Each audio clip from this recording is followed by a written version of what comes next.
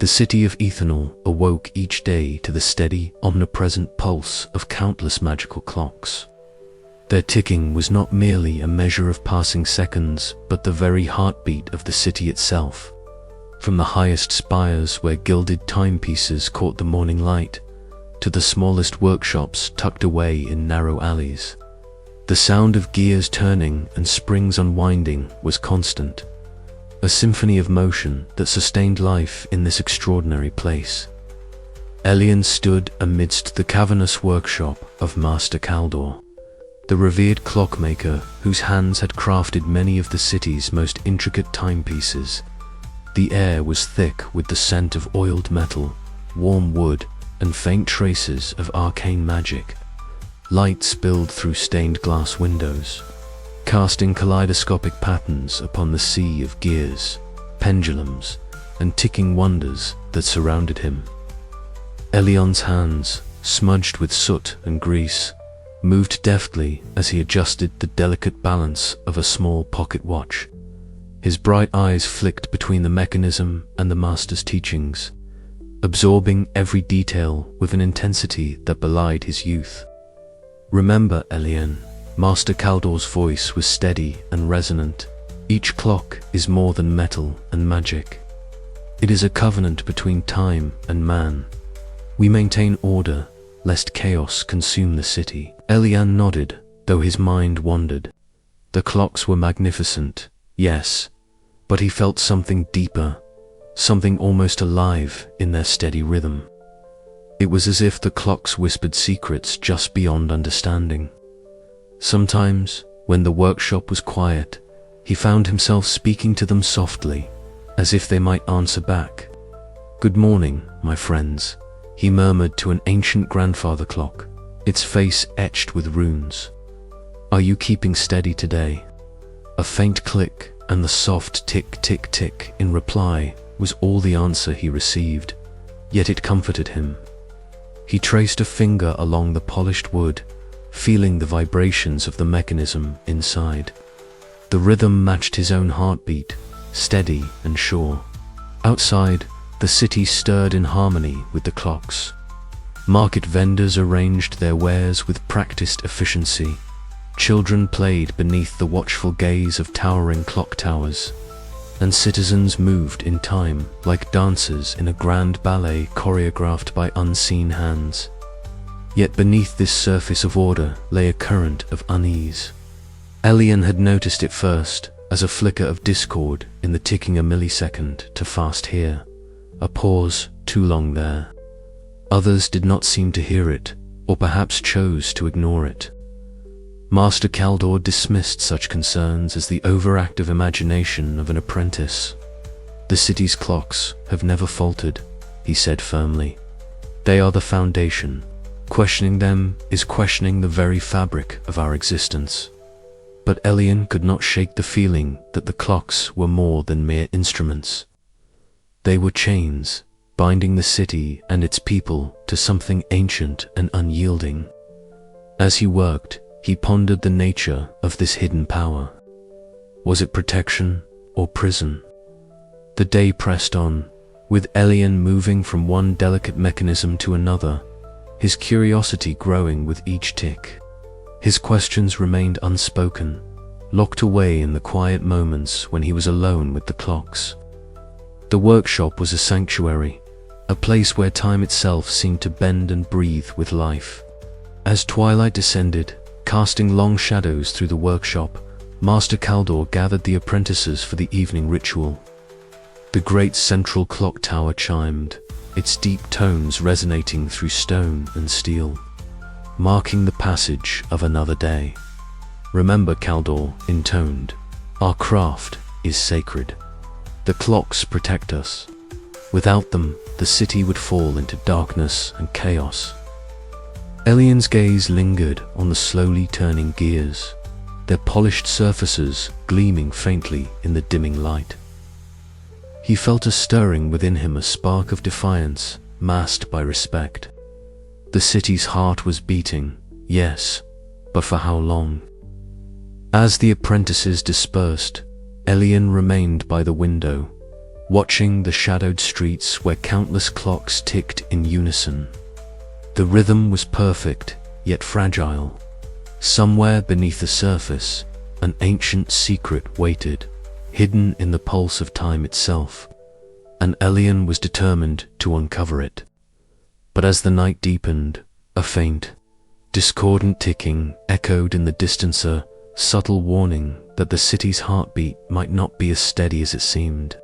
The clockmaker's apprentice listened, his curiosity ignited, unaware that this small anomaly would soon unravel everything he knew about time, destiny, and the mechanical gods that ruled them all. The dance of cogs and pendulums continued, timeless and endless. Yet, for Elian, the first step toward rebellion had already begun. The morning light filtered weakly through the stained glass windows of the clockmaker's workshop, casting kaleidoscopic patterns across the myriad of ticking instruments that filled the room.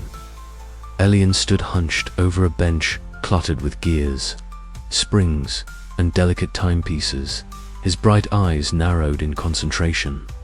The usual rhythmic tick-tock that filled the space was interrupted by a subtle irregularity, almost imperceptible falter in one of the smaller clocks nestled near the corner.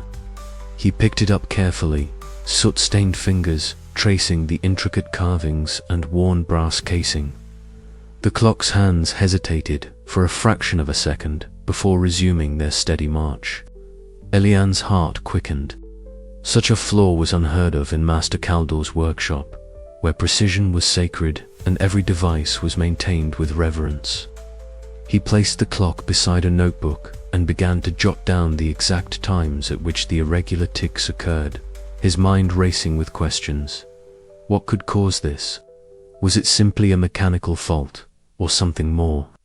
The door creaked open, and Master Kaldor's gaunt figure entered, his deep-set eyes scanning the workshop with habitual scrutiny. "Elian," he said, voice low and edged with impatience. "Focus on what you know. The clocks are functioning as they must.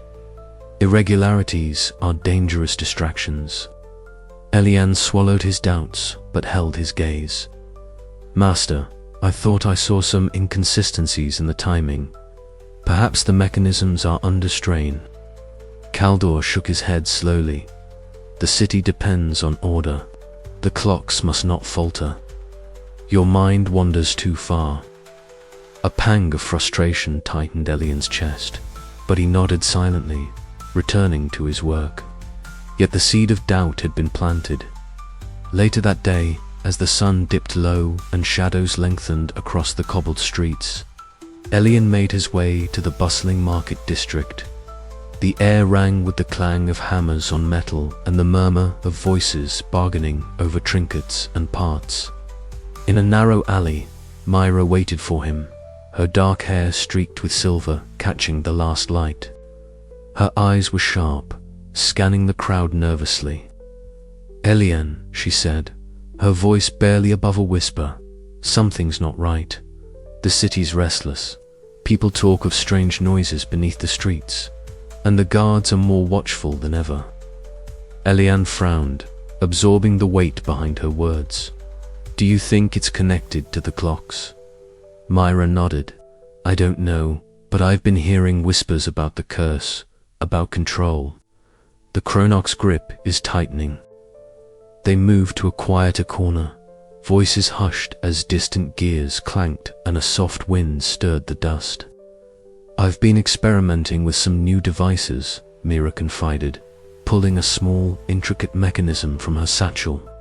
"If the clocks are faltering, maybe we can find a way to understand why." Elian felt a flicker of hope ignite within him.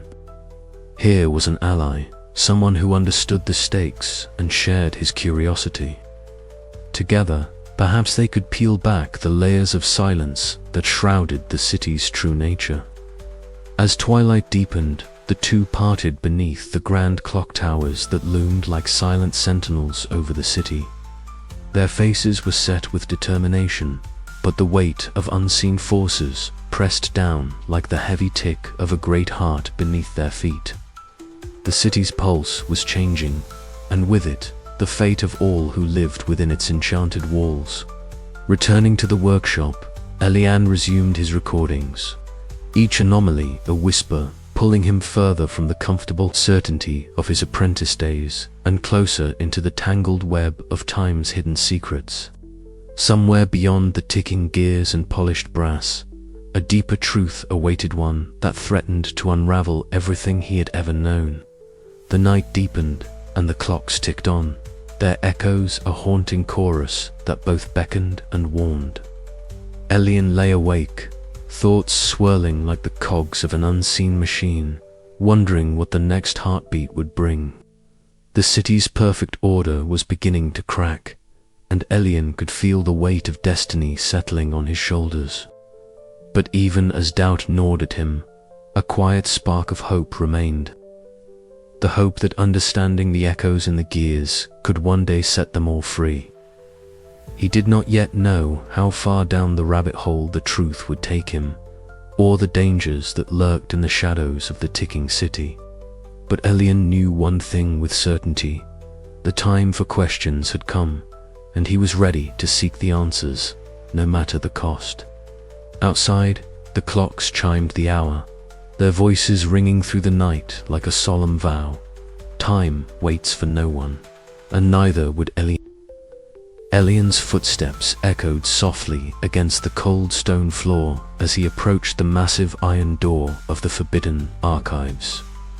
A place whispered about in the city's corners, but rarely seen by even the most learned clockmakers.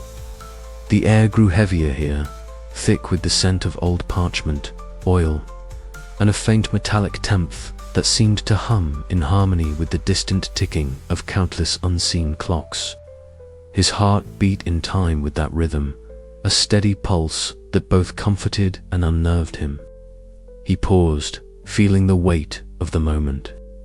Beyond this door lay secrets, long-buried truths that the city's leaders had tried to bury beneath layers of silence and reverence. With a determined breath, Elian pushed open the door, the heavy hinges groaning in protest. Inside, rows upon rows of shelves climbed toward the shadowed ceiling, laden with dusty tomes, scrolls, and strange mechanical devices that whirred faintly in the dim light. A solitary figure moved between the Elsa woman, whose sharp eyes flicked up to meet his. "You seek answers," she said softly, her voice barely above the whisper of turning pages. "Few come here willingly." "I have to know," Elian replied, stepping forward. "About the clocks, about everything." The woman nodded. "I am Talia, the archivist. But be warned, the knowledge you seek is not without cost." Together, they moved to a secluded alcove, where Talia pulled from the shelves a collection of fragile manuscripts and faded diagrams. "Long ago," she began, "when the city was young, the first clockmakers forged a pact with powers beyond our understanding, mechanical gods who could control the flow of time itself." Elian leaned in, eyes wide as she traced cryptic symbols interwoven with intricate gears etched into brittle parchment. "But these gods demanded a price," Talia continued, "a curse that binds our people, chaining our very fates to the ticking of these enchanted clocks."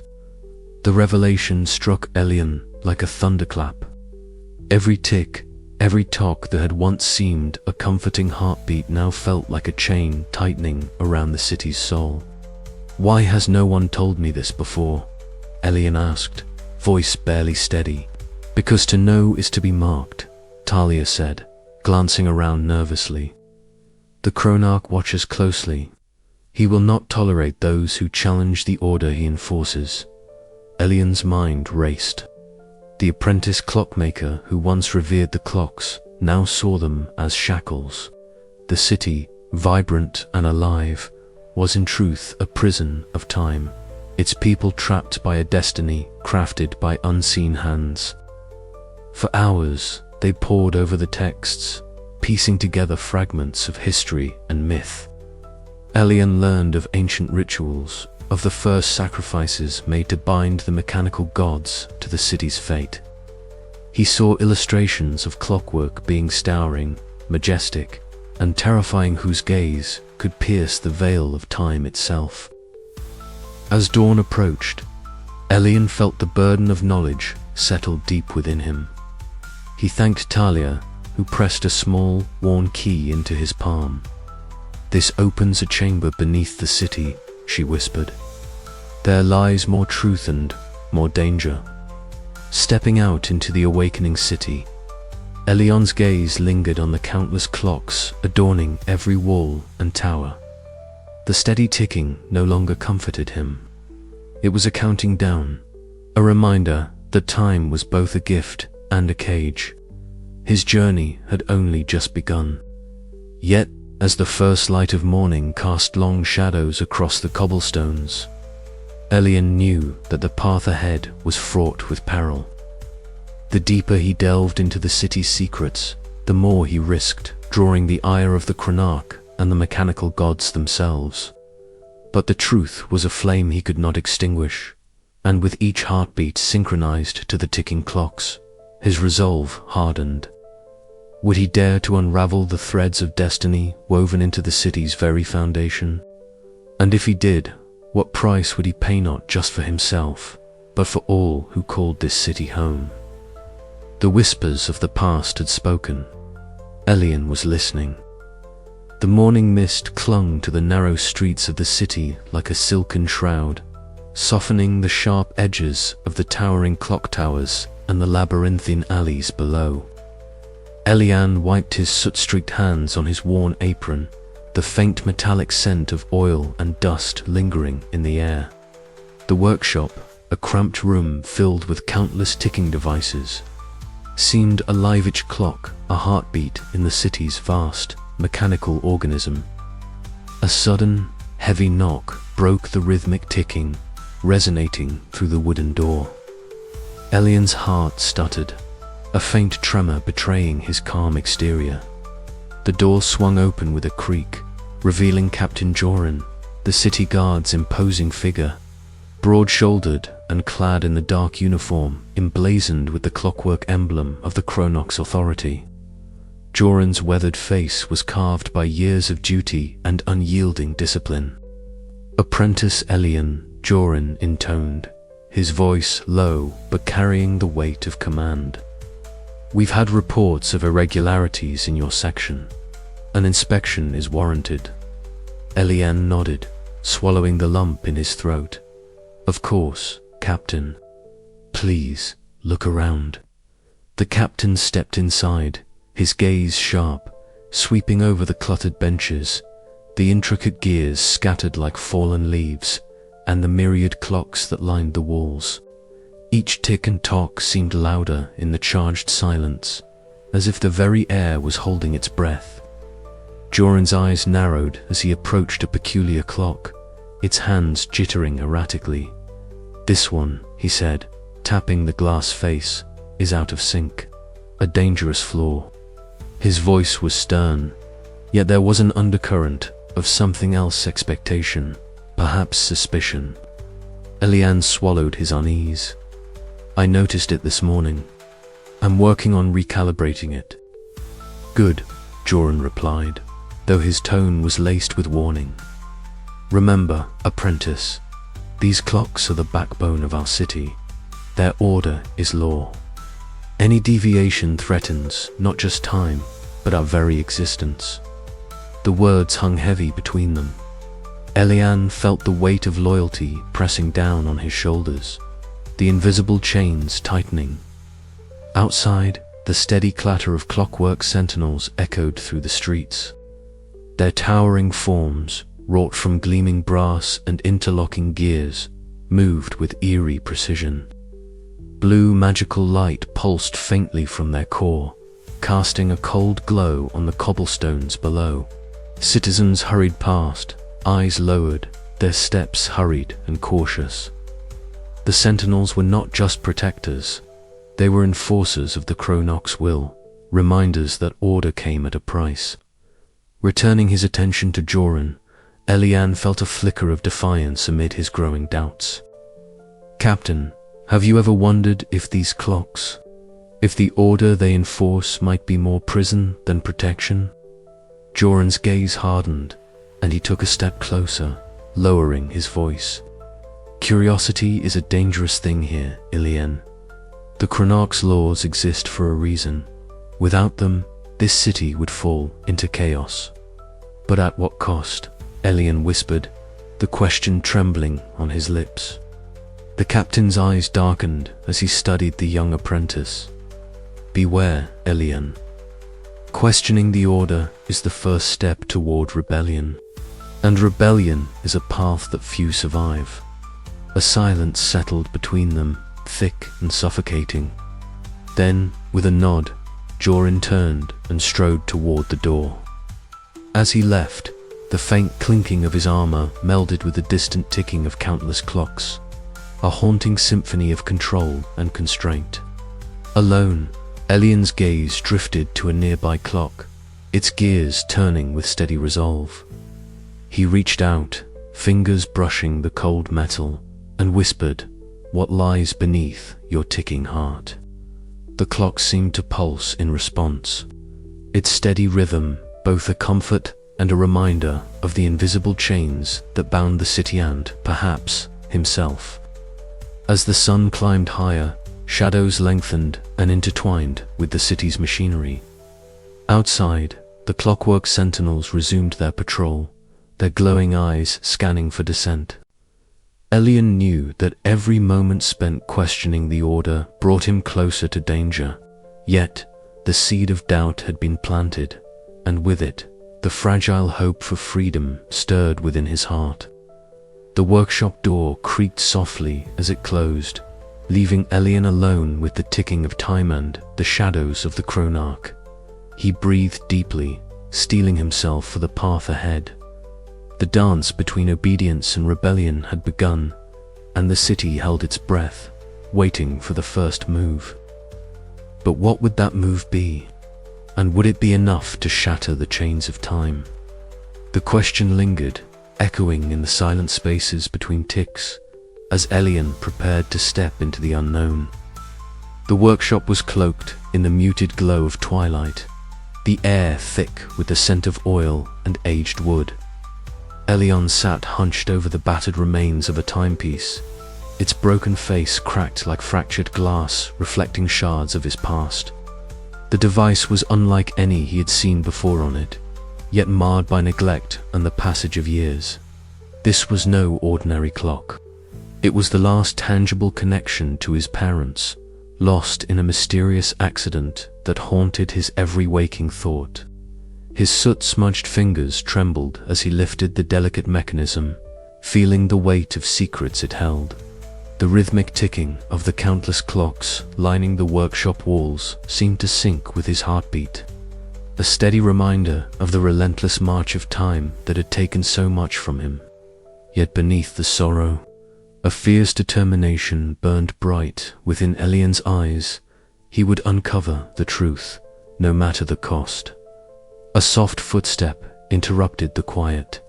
Mira entered, her wiry frame silhouetted by the fading light. Streaks of silver threaded through her dark hair caught the glow of the lanterns, lending her an almost ethereal presence amidst the mechanical shadows. "You've been at it for hours," she said, her voice pragmatic but laced with concern.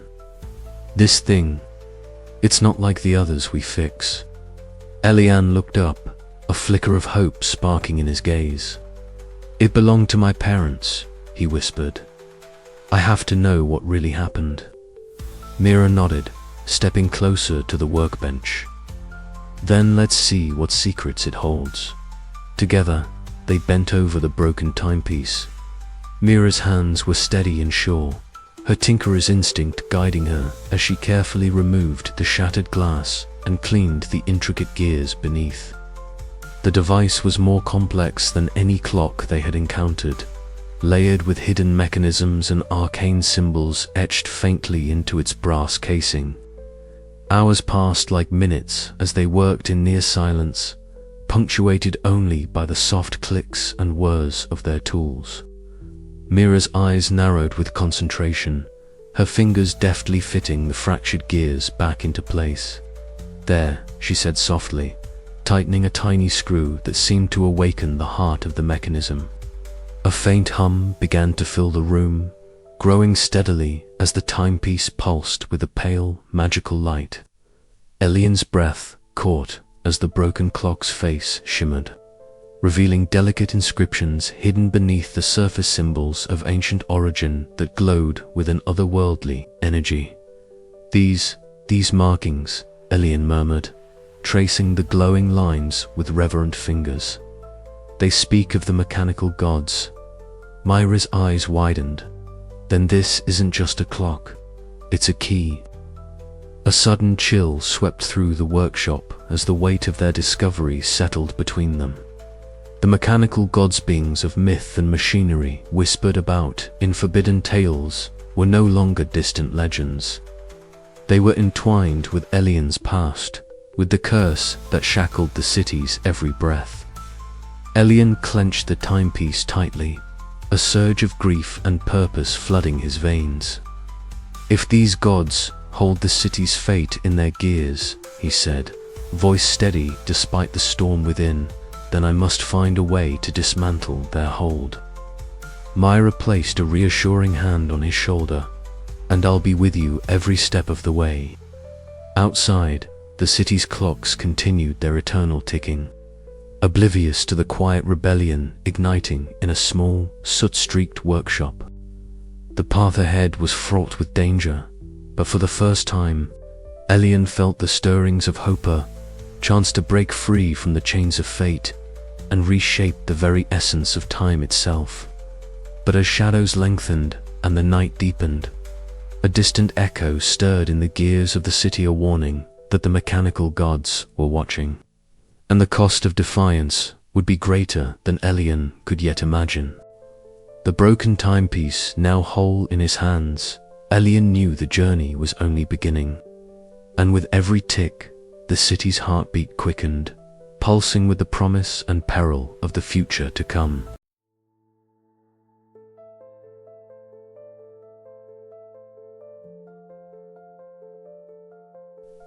Beneath the bustling city streets, beneath the rhythmic heartbeat of the countless clocks that governed every moment of life above, lay a secret long forgotten by the citizens who walked unaware. Elian and Myra stood at the threshold of that secret, the air thick with the scent of cold stone and ancient oil, their lanterns casting trembling shadows against the curved walls of the spiraling iron staircase. "Are you sure this is the way?" Mira's voice barely rose above a whisper, her eyes scanning the darkness as they descended. The faint hum of machinery thrummed faintly beneath their feet, a living pulse that resonated deep within Elian's chest. "The broken timepiece led me here," Elian replied, his fingers tracing the worn handrail. "There has to be something hidden beneath the workshop, something Master Kaldor won't tell us." The spiral staircase ended abruptly at a heavy iron door, covered in intricate engravings of gears and arcane symbols. Elian pressed his palm against the cool metal, feeling the faint vibration of the mechanisms beyond. With a soft creak, the door swung open, revealing a cavernous chamber bathed in a pale, golden glow, emanating from luminescent crystals embedded in the walls. Inside, towering clockworks rose like ancient sentinels, their massive cogs interlocking with painstaking precision. The room echoed with the slow, steady tick of 1,000 synchronized clocks, a sound at once soothing and ominous. Dust motes danced in the lantern light, swirling around inscriptions carved deep into the stone floor and walls, arcane scripts blending mechanical schematics with cryptic runes. "Look at this," Elian murmured, crouching to examine the carvings. "It's a recorder map of sorts. These symbols, they speak of binding, of life force entwined with the clocks themselves." Mira knelt beside him, her eyes narrowing as she studied the inscriptions, binding their souls to the timepieces. That's impossible. Or worse, it's the curse. A sudden click echoed through the chamber as Myra's hand brushed a hidden lever concealed beneath a gear-shaped relief. The intricate mechanisms groaned to life, and before them, a shimmering projection flickered into existence, a trio of colossal mechanical gods, their forms both majestic and terrifying. They stood intertwined with the flow of time itself, clock faces for eyes, their bodies crafted from gears and enchanted metal, radiating an aura of cold dominion. Elian's breath caught.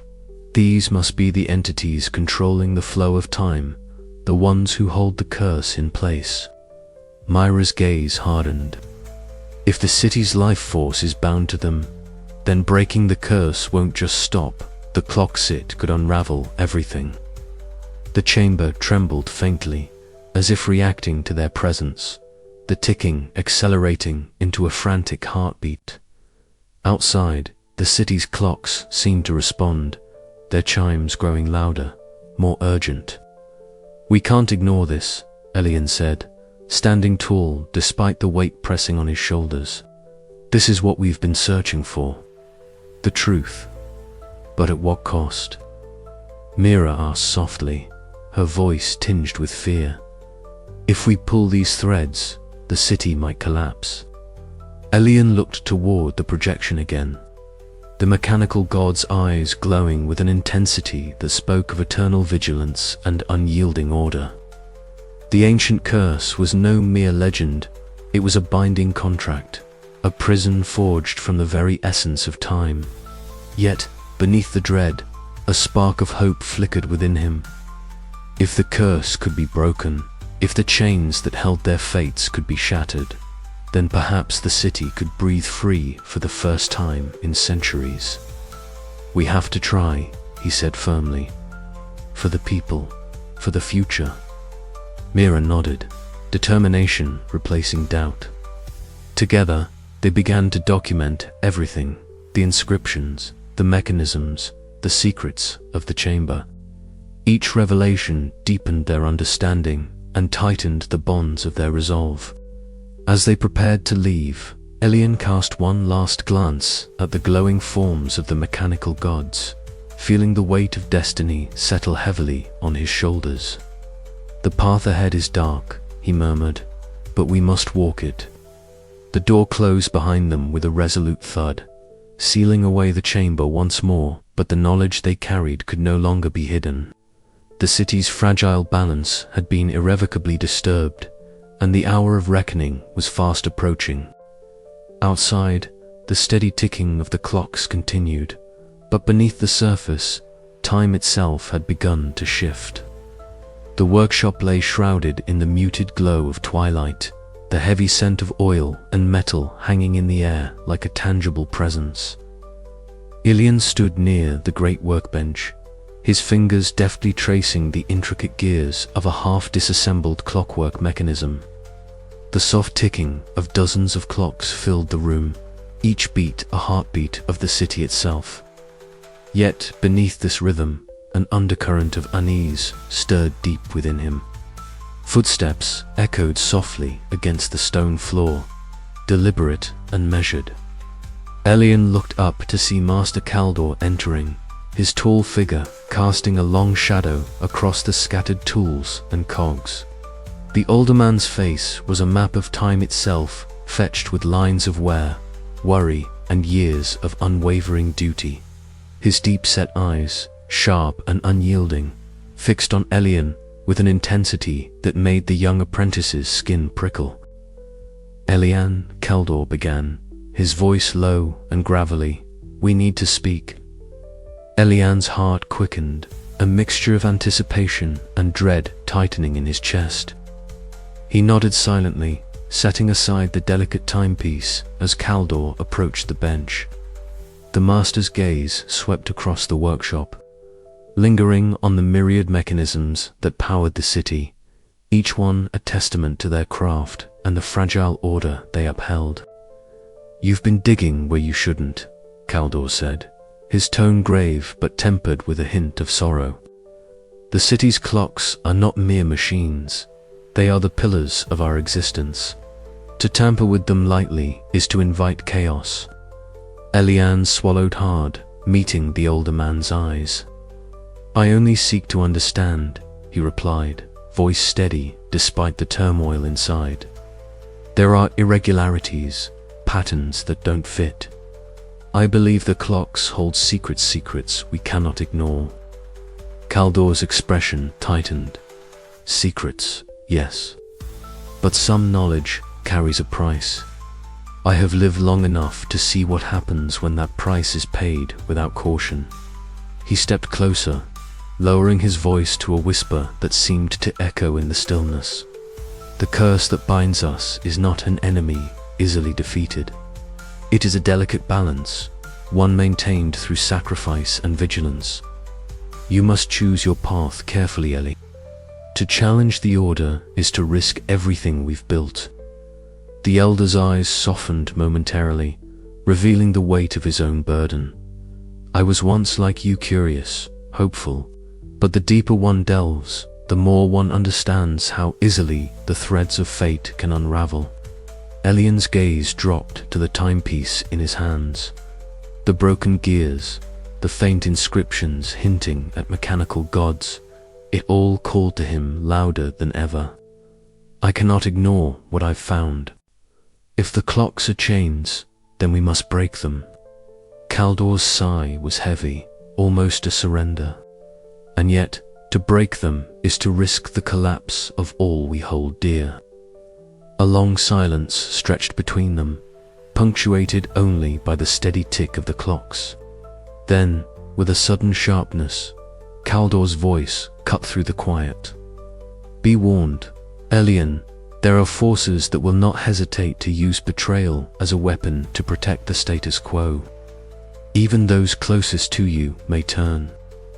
Elian's breath caught, the gravity of the warning settling deep within him. I understand, he said quietly, but I must try. Caldor nodded slowly, the lines of his face hardening once more. Then prepare yourself. The road ahead is perilous, and the cost will be greater than you imagine. As the master turned and left the workshop, Elian was left alone amidst the ticking gears and whispering shadows. The city's fate and his own hung precariously in the balance. The first tremors of a coming storm rippling through the very fabric of time itself. Yet beneath the weight of warning and doubt, a spark of resolve burned bright. Elian knew that to walk the path of truth was to walk it alone, and that sacrifice was the price of freedom. With steady hands and a heart full of defiance, he prepared to face whatever lay ahead: betrayal, danger, and the uncertain dawn beyond the endless ticking of the clocks. The workshop's door closed softly behind the master, the sound swallowed by the night. Outside, the city's magical timepieces continued their eternal dance. The pulse of a world bound by time, fate, and the fragile hope of those daring enough to challenge both. And so the chapter of warnings ended, but the story of rebellion was only just beginning. Elian's footsteps echoed softly on the cobbled stones as he followed the twisting alleyways of the city's underbelly, where gaslights flickered like dying stars overhead. The air smelled of oil, dust, and something older, something that whispered promises and threats alike. His heart thudded in rhythm with the distant ticking that permeated the city, a steady pulse that now seemed to quicken with each step toward the unknown. The shadowed doorway loomed before him, a threshold not just of stone and wood, but of a new reality. He hesitated a breath, fingers brushing the soot on his sleeves, before stepping inside. Within, the air was thick and warm, redolent of burning candles and metallic temps. Sylvan stood waiting, eyes sharp and molten amber, like a predator and protector entwined in one. His worn leather gear bore the marks of countless battles, and the small clockwork charms dangling from his belt clinked softly with his movements. Elian, Sylvan said, voice low but steady, "We've heard whispers of your curiosity. It's what the city needs, those willing to see beyond the ticking facade." Elian swallowed, feeling both the weight of expectation and the flicker of hope. "I want to understand," he replied simply, "to free us all." A ghost of a smile touched Sylvan's lips. "Then you've taken your first step into the shadows where freedom breathes." As they moved deeper into the hidden chamber beneath the city, Elian's eyes adjusted to the dim glow of enchanted cogs and softly humming gears that lined the walls. Maps sprawled across tables, dotted with cryptic symbols and routes through the labyrinthine city. At the center, Mira crouched beside a workbench, her fingers deftly assembling a delicate mechanism. Strands of silver streaked her dark hair, catching the glow like strands of starlight woven into shadow. "Myra," Elian greeted, relief washing over him at the sight of his steadfast friend. She looked up, eyes bright with that familiar spark of fierce loyalty and pragmatism. "We've been waiting," she said, voice tinged with a mixture of urgency and comfort. "The city's unrest grows. The chronarch tightens his grip, and the clocks are beginning to falter in ways no one can ignore." Sylvan nodded, tracing a finger along a map. "The resistance is growing, but so are the dangers. Factions within the city guard are fracturing, some still loyal, others questioning. We must act swiftly but carefully." Elian's gaze flicked between the two, the enormity of the task settling like lead in his chest. "Where do I fit in all this?" "You," Sylvan said, "are the spark. The apprentice who dares to question the gods of time. We'll teach you to harness what you know and to fight for what you believe." The days that followed blurred into a steady rhythm of secret meetings, whispered plans, and stolen moments in the labyrinthine clockworks beneath the city. Myra's inventions became lifelines, devices that could disrupt sentinel patrols or decode temporal rifts. Elian's hands, once tentative, moved with growing confidence, assembling and dismantling with a newfound purpose. In the quiet moments, he wrestled with doubt. The faces of those he risked, Mira, Sylvan, even Master Keldor, haunted him. Was rebellion a path to salvation or destruction? Each decision carved deeper into the fragile tapestry of the city's fate. One evening, as the distant toll of the central clock tower echoed through the chamber, Sylvan gathered the rebels. His voice rose above the ticking, weaving a story of lost freedoms and the heavy chains of obedience. "We stand at the edge of time itself," he declared, "bound by curses not of our making, but not beyond our breaking. Together, we reclaim the hours stolen from us. Together, we become the masters of our own destiny." The group responded with quiet murmurs of assent, the energy in the room shifting from fear to fierce resolve. Elian felt it stir within him, the courage to face the impossible. Later, beneath the muffled hum of the city above, Elian and Mira shared a rare moment of calm. Their whispered plans mingled with the distant ticking, a lull in the storm. "We're risking everything," Mira said softly, eyes searching his. "Because it's worth it," Elian replied, voice steady. "For freedom, for truth." The shadows outside deepened as the city held its breath. Somewhere beyond, the gears of fate continued to turn. But now, with rebels in the shadows, the clockwork might just begin to change. And as Elian's thoughts drifted to the path ahead, a single question lingered in the silence. Could the fragile alliances, forged in darkness, withstand the coming storm? The ticking beat on, relentless and eternal, as the dance of time and rebellion began anew. The workshop was steeped in the muted symphony of ticking each clock, a heartbeat sustaining the city's fragile pulse. Elian sat hunched over his workbench, the scattered gears and cogs before him blurring in the flickering candlelight.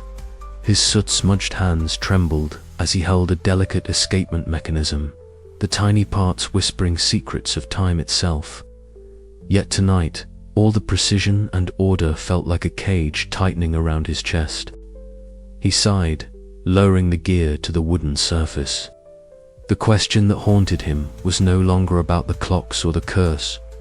They were facts he had come to accept, but about himself. Who was he beneath the apprentice's mask?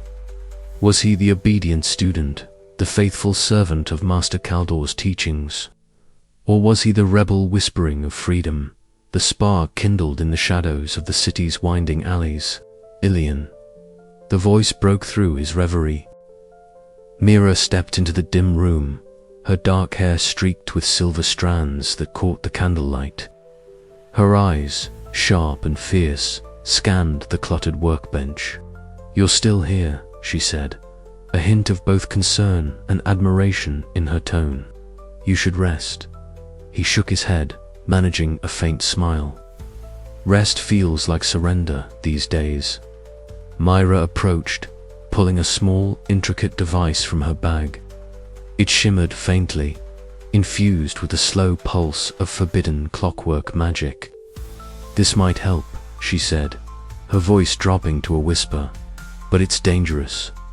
Every time I use it, I feel weaker." Elian studied the device, awed by her skill and the risks she bore for the cause. "We don't have the luxury of safety anymore," he murmured. "Not when the chronarch tightens his grip." Their conversation hung between hope and dread, a fragile balance mirroring the city itself. Myra's magic was a beacon in the encroaching darkness, yet it carried unseen costs. Later, in the shadowed corner of the workshop, Elian found himself face to face with Master Kaldor. The older man's gaunt features were etched with worry and resolve as he spoke in a low, measured tone. "Elian, you tread on dangerous ground," Kaldor warned, his eyes searching the apprentice's face. "The city's peace depends on order, on the clocks keeping time steady. Without them, chaos reigns." "But what if the order itself is the cage?" Elian countered, his voice firm despite the knot tightening in his stomach. "What if breaking free means risking everything?" Kaldor's jaw clenched, a flicker of pain crossing his features. "Freedom has a price, one you may not be ready to pay." Their words held the weight of impending betrayal, a fracture forming in the bond that had once seemed unbreakable. Outside, under the flickering gas lamps of a narrow alley, Elian encountered Joran, the city guard captain. The scar along Joran's cheek caught the dim light as he regarded Elian with suspicion. "You're walking a dangerous path," Joran said quietly. "The Chronarch's laws are absolute." Elian met his gaze steadily. "And what if those laws are chains?" For a long moment, the city's ticking heartbeat seemed to drown the silence between them. Then, a reluctant understanding flickered in Joran's eyes. The tides of fate were shifting, carrying Elian forward into a realm where loyalties blurred and choices weighed heavier than ever before. The path ahead was uncertain, but the spark of rebellion burned brighter in his heart, hope entwined with dread, a fragile promise of change. As the clocks ticked steadily on, Elian made a silent vow to embrace the unknown, to challenge destiny itself, no matter the cost. The city's future and his own hung in the balance, poised on the edge of a turning hour. The endless dance of time had begun anew, and with it, the fragile hope for freedom. The air in the workshop was thick with the scent of oiled metal and burnt candle wax, a familiar comfort that now carried an unmistakable edge of danger. Elian's fingers trembled slightly as he adjusted the tiny gears of the device he had hastily assembled, the faint, ticking in time with his own heartbeat growing louder in his ears. Outside, the city's usual hum of life was punctuated by the sharp, unyielding clank of clockwork sentinels, unyielding enforcers of the chronox, will closing in on their position. "They're coming closer," Myra whispered, her voice taut with urgency. Her eyes darted to the narrow windows, where the faint blue glow of the sentinel's eyes sliced through the gathering dusk. "We don't have much time," Elian nodded, swallowing the lump of fear lodged in his throat. "We have to stand our ground. If we falter now, the city will remain shackled forever." They moved swiftly, ducking behind massive gears and levers, the heart of the city's clockworks, their sanctuary and their battleground. Myra's nimble hands worked furiously, rigging an intricate trapper mesh of pulleys and spinning cogs designed to ensnare and disable. Sparks flew as she connected the final wire, her face illuminated by the flickering flames of a nearby forge. "This will slow them down," she said, determination etched deep in her features, "but it won't stop them for long." Suddenly, the heavy footsteps of the sentinels echoed through the cavernous space, their metallic limbs reverberating with relentless precision. Elian swallowed his fear and gripped the device tightly, a contraption that emitted pulses capable of distorting the flow of time for brief moments. As the sentinels rounded the corner, their glowing eyes fixed on the intruders, Elian sprang into action. He leaped from behind his cover, activating the device. A shimmering wave of distorted time rippled outward, and for a heartbeat, the sentinels' movements faltered, their gears grinding against the invisible force. The battle was fierce and unforgiving. Elian dodged sweeping mechanical arms, while Myra darted between shadows, deploying traps and distractions with precise timing. The clashing of metal against metal rang through the workshop, punctuated by the hiss of steam and the sharp scent of burnt circuitry. In the midst of the chaos, Jorin arrived, his imposing figure cutting through the fray. His eyes, hard and resolute, met Elian's for a fleeting moment, a silent acknowledgement of the rebellion's spark amid the oppressive order. When the last sentinel finally ground to a halt, immobilized by Mira's trap and Elian's device, silence fell like a heavy cloak over the room. The rebels were battered but unbroken. Breathing heavily, Elian climbed the narrow spiral staircase to the city's clock tower, Mira close behind. From their vantage point, the city sprawled beneath them, a glittering labyrinth of magic and machinery. But tonight, the lights flickered erratically, the steady pulse that had once marked the city's life now wavering. "The mechanical gods are stirring," Mira murmured, her voice a blend of awe and fear. Elian's gaze hardened. "Then we must be ready. This is only the beginning. The clocks may tick, but the time for change has come." The night air was thick with the weight of what was to come, a somber mixture of hope and dread. As the city's heartbeat faltered, so too did the fragile peace that had kept its people bound. Elian's rebellion had ignited a flame, one that would either burn away the curse or consume them all. And as the endless tick of time marched on, the dance between fate and free will began anew.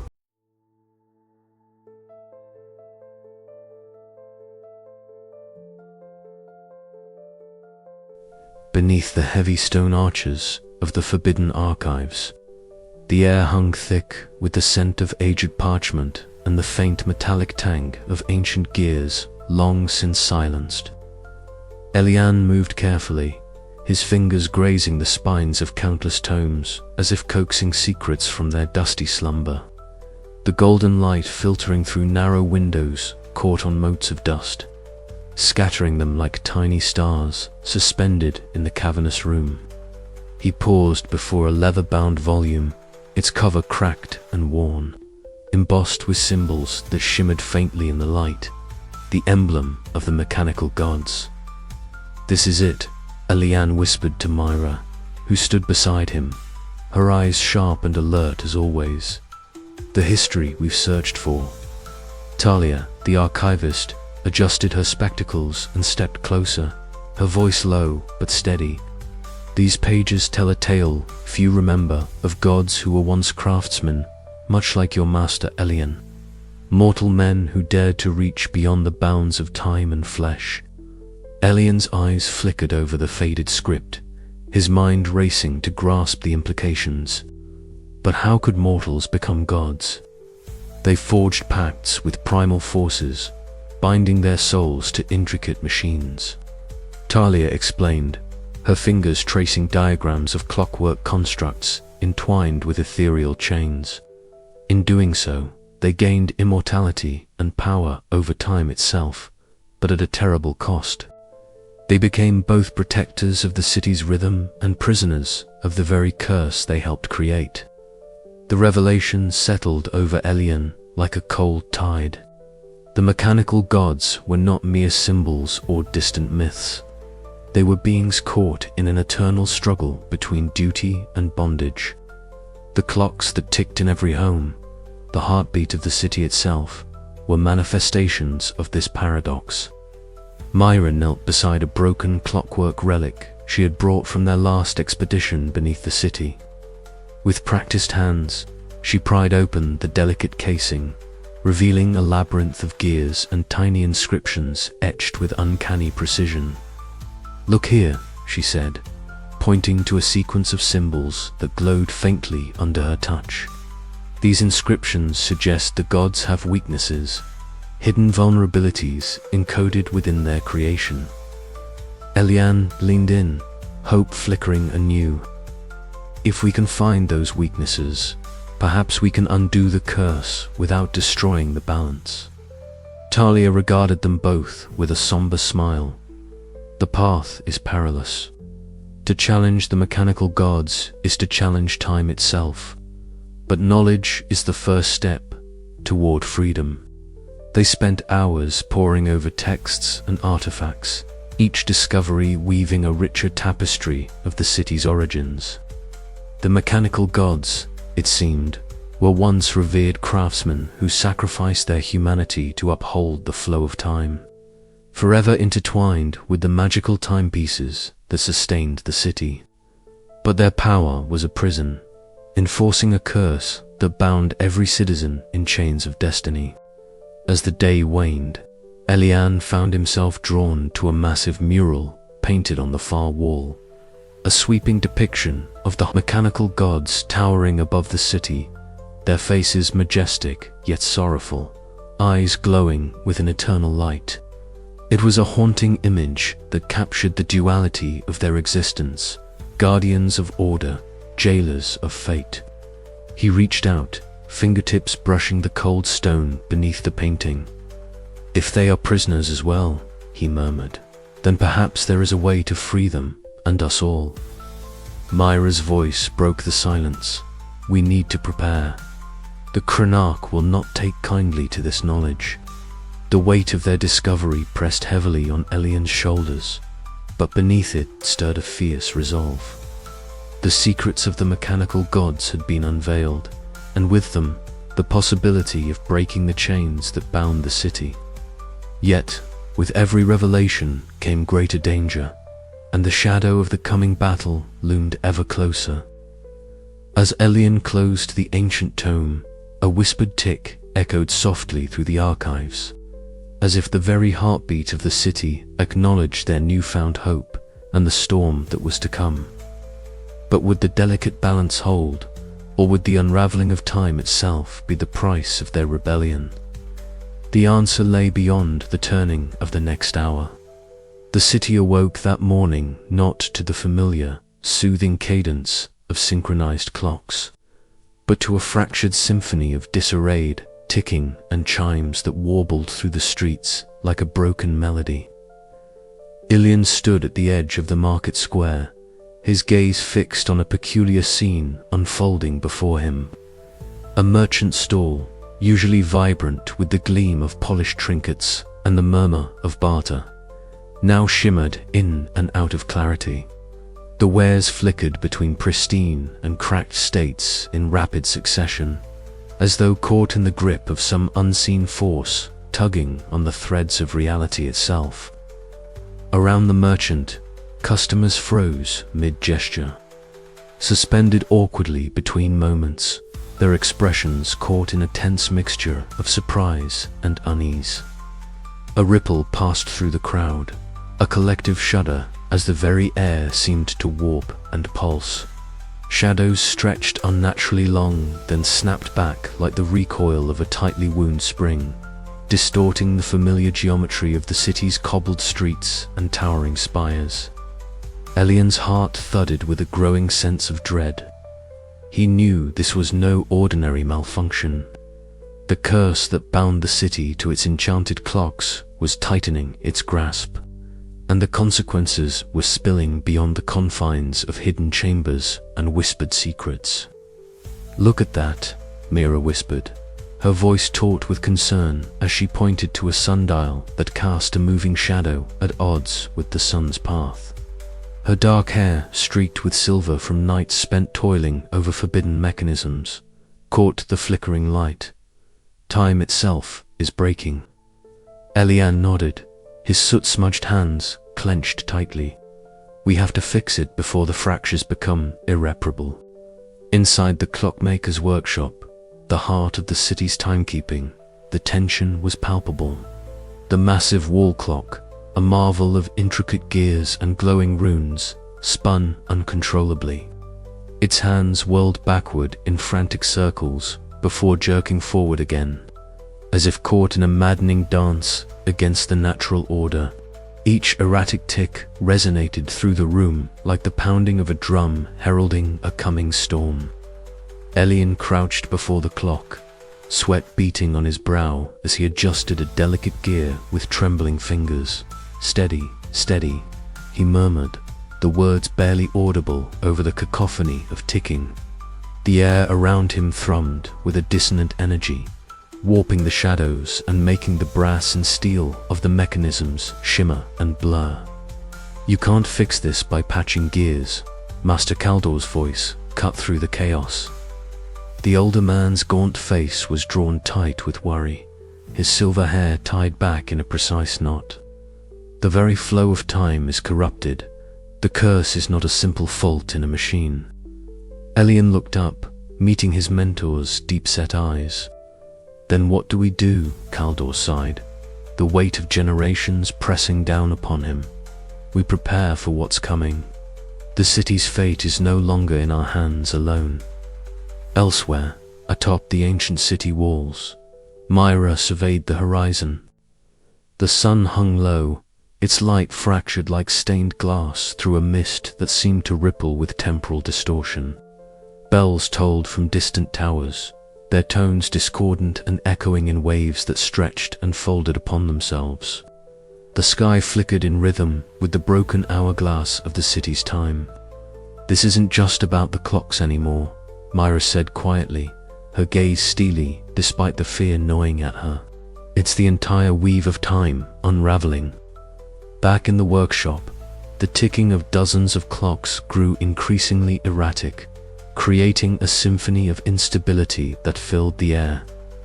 Elian worked feverishly, guided by the meticulous notes he had kept since the first anomalies appeared. Each adjustment was a gamble, each turn of a cog a plea to the fragile balance. Suddenly, the workshop doors burst open. Jorin, the city guard captain, strode in, his armor clinking softly. His normally stern face was creased with concern. "The city is in chaos. People are disappearing and reappearing out of sync. We need your expertise, Elian." Elian exchanged a glance with Kaldor and Mira. The battle to stabilize time was no longer confined to the workshop, it was a citywide emergency. As they hurried to plan their next steps, the air thickened with the weight of approaching calamity. Throughout the day, the temporal anomalies worsened. Streets folded back on themselves. Moments slipped away like water through trembling fingers, and the citizens' lives became a patchwork of disjointed moments. Elian's determination hardened. He was no longer just an apprentice or a curious tinkerer. The fate of the city, its people, and perhaps time itself rested on his shoulders. Yet, as the shadows lengthened and the clocks spun wildly into the twilight, a chilling realization settled in Elian's heart. The curse was not merely breaking the city, it was fighting back, and he was racing against a force far greater than any gear or spell. The chapter closes with Elian standing beneath the flickering glow of the central clock tower, the heart of the city's time. Its hands tremble uncertainly, caught between the past and an uncertain future. With a clenched jaw, Elian whispers to the restless gears, "Hold fast, we're not finished yet." And somewhere deep within the ticking labyrinth, the curse pulses in response, waiting for the next move in this fragile game of fractured hours. The workshop was cloaked in shadows, the only illumination coming from the soft, rhythmic glow of countless enchanted clocks lining the walls. Their ticking was a steady heartbeat, a pulse that had comforted Elian through years of apprenticeship. But tonight, the sound felt oppressive, like a countdown to an inevitable reckoning. Elian stood at the center of the room, his soot-stained hands trembling as he clutched a small, intricate timepiece he had been repairing. His eyes, usually bright with curiosity, were clouded with confusion and dread. Across from him, Master Keldor's gaunt figure loomed, his deep-set eyes shadowed by the flickering light. "Elian," Keldor began, his voice low and strained, "you don't understand the forces you're meddling with. The Chronarch's order is not merely about control, it is about survival." He paused, his gaze piercing. "You have to stop this madness." Elian swallowed hard, the weight of his discoveries pressing down on him. "But Master, the clocks are not just machines. They bind us, imprison us in a fate not of our choosing. We have to break free." Keldor's face tightened, sorrow etched into every line. "I once thought, as you do, but there is a cost to freedom, a cost you're not prepared to pay. The Chronarch protects this city, even if his methods seem harsh. Without him, chaos would consume us all." The apprentice's heart ached. He had revered Keldor, trusted him as a guide through the labyrinth of gears and secrets. And yet, here he was, pleading for caution where Elian saw only chains. Suddenly, the heavy wooden door burst open. Harsh footsteps echoed as Captain Joran strode into the workshop, flanked by stern-faced guards. Their presence shattered the fragile silence like a hammer on glass. Elian Joran's voice was cold. "You are under arrest for conspiring against the Chronarch and endangering the city's stability." Elian's eyes darted to Keldor, searching for support, for an ally. Instead, the older man's expression was unreadable, a mask of conflicted duty. "I'm sorry, Elian," Keldor whispered, stepping aside to let the guards advance. Betrayal crashed over Elian like a tidal wave. His breath hitched, disbelief freezing him in place as the guards closed in. Desperation flared, and with a surge of adrenaline, he wrenched free from their grasp and bolted toward the back exit. The city's labyrinthine alleys swallowed him in darkness. The cold night air bit at his skin, mingling with the sting of bruises and the bitter taste of betrayal. Every ticking clock seemed to mock him, counting down the moments until capture. He ran until his lungs burned and his legs faltered, finally collapsing in a hidden alcove where Myra awaited, her eyes wide with worry and relief. "Elian," she breathed, pulling him into a gentle embrace. "You're alive." He nodded, the weight of the night settling into his bones. "Keldor betrayed me. I don't know who to trust anymore." Myra's fingers brushed a stray lock of hair from his forehead. "You still have me, and Sylvan. We'll fight this together." Hope flickered faintly amid the shadows of loss and fear. Eliane's journey had changed irrevocably. The apprentice was gone. In his place stood a rebel, scarred but unbroken, ready to challenge the relentless march of time and the cruelty of fate. As dawn crept over the horizon, Eliane's resolve hardened. The city's heartbeat would no longer be a chant, would be the drumbeat of revolution. But deep in the shadows, unseen gears began to turn, and the chronoc's grip tightened. The stairway spiraled downward, winding into the underbelly of the city, where the ceaseless pulse of time echoed through cavernous halls of metal and magic. Elian led the way, his footsteps light but purposeful, soot smudging the fabric of his worn apprentice's coat. Myra followed closely, her eyes sharp beneath streaks of silver threading through her dark hair. Every sense alert to the shifting shadows and distant clanks reverberating through the labyrinth. They had escaped the suffocating gaze of the city above, slipping past the watchful clockwork sentinels to enter the sanctuary. Few dared to remember the ancient clockworks, a sprawling underground maze of gears, pendulums, and arcane machinery, where time itself seemed to breathe and pulse in synchrony with the turning of colossal wheels. The air was thick with the scent of oil and damp stone, mingling with an almost imperceptible hum of dormant magic. Enchanted lanterns hung suspended from iron brackets, their amber glow casting intricate patterns across walls etched with faded runes, ancient marks left by the original clockmakers who had forged a pact with forces beyond mortal comprehension. Elian's eyes gleamed as he traced the delicate filigree on a brass panel embedded in the wall, feeling the subtle vibration beneath his fingertips. "This place, it's alive," he murmured, voice barely above a whisper. Myra nodded, pulling a slender toolkit from her satchel. "And it remembers everything. Every tick, every tock, every stolen moment." They ventured deeper, the labyrinth unfolding like a mechanical forest. Towering gears, some as wide as a man, turned with agonizing slowness, their teeth interlocking in endless, hypnotic patterns. Above them, the faint echo of water droplets mingled with the rhythmic pulse of the clockworks, a symphony of motion and stillness. In a cavernous chamber lined with brass and steel, Mira knelt beside a dormant contraption, a complex assembly of cogs, springs, and crystalline conduits. Her fingers danced over the mechanism with practiced grace, coaxing it to life. A soft click, then a gentle whir, as the ancient heart began to beat once more. Elian watched, breath caught in his throat, as the machine unfurled its secrets. Streams of light flowed through the crystal conduits, illuminating the chamber in ethereal hues. This could change everything," he said, eyes wide with wonder and hope. But the sanctuary was not without peril. A sudden tremor shook the foundations, dust cascading from the vaulted ceiling.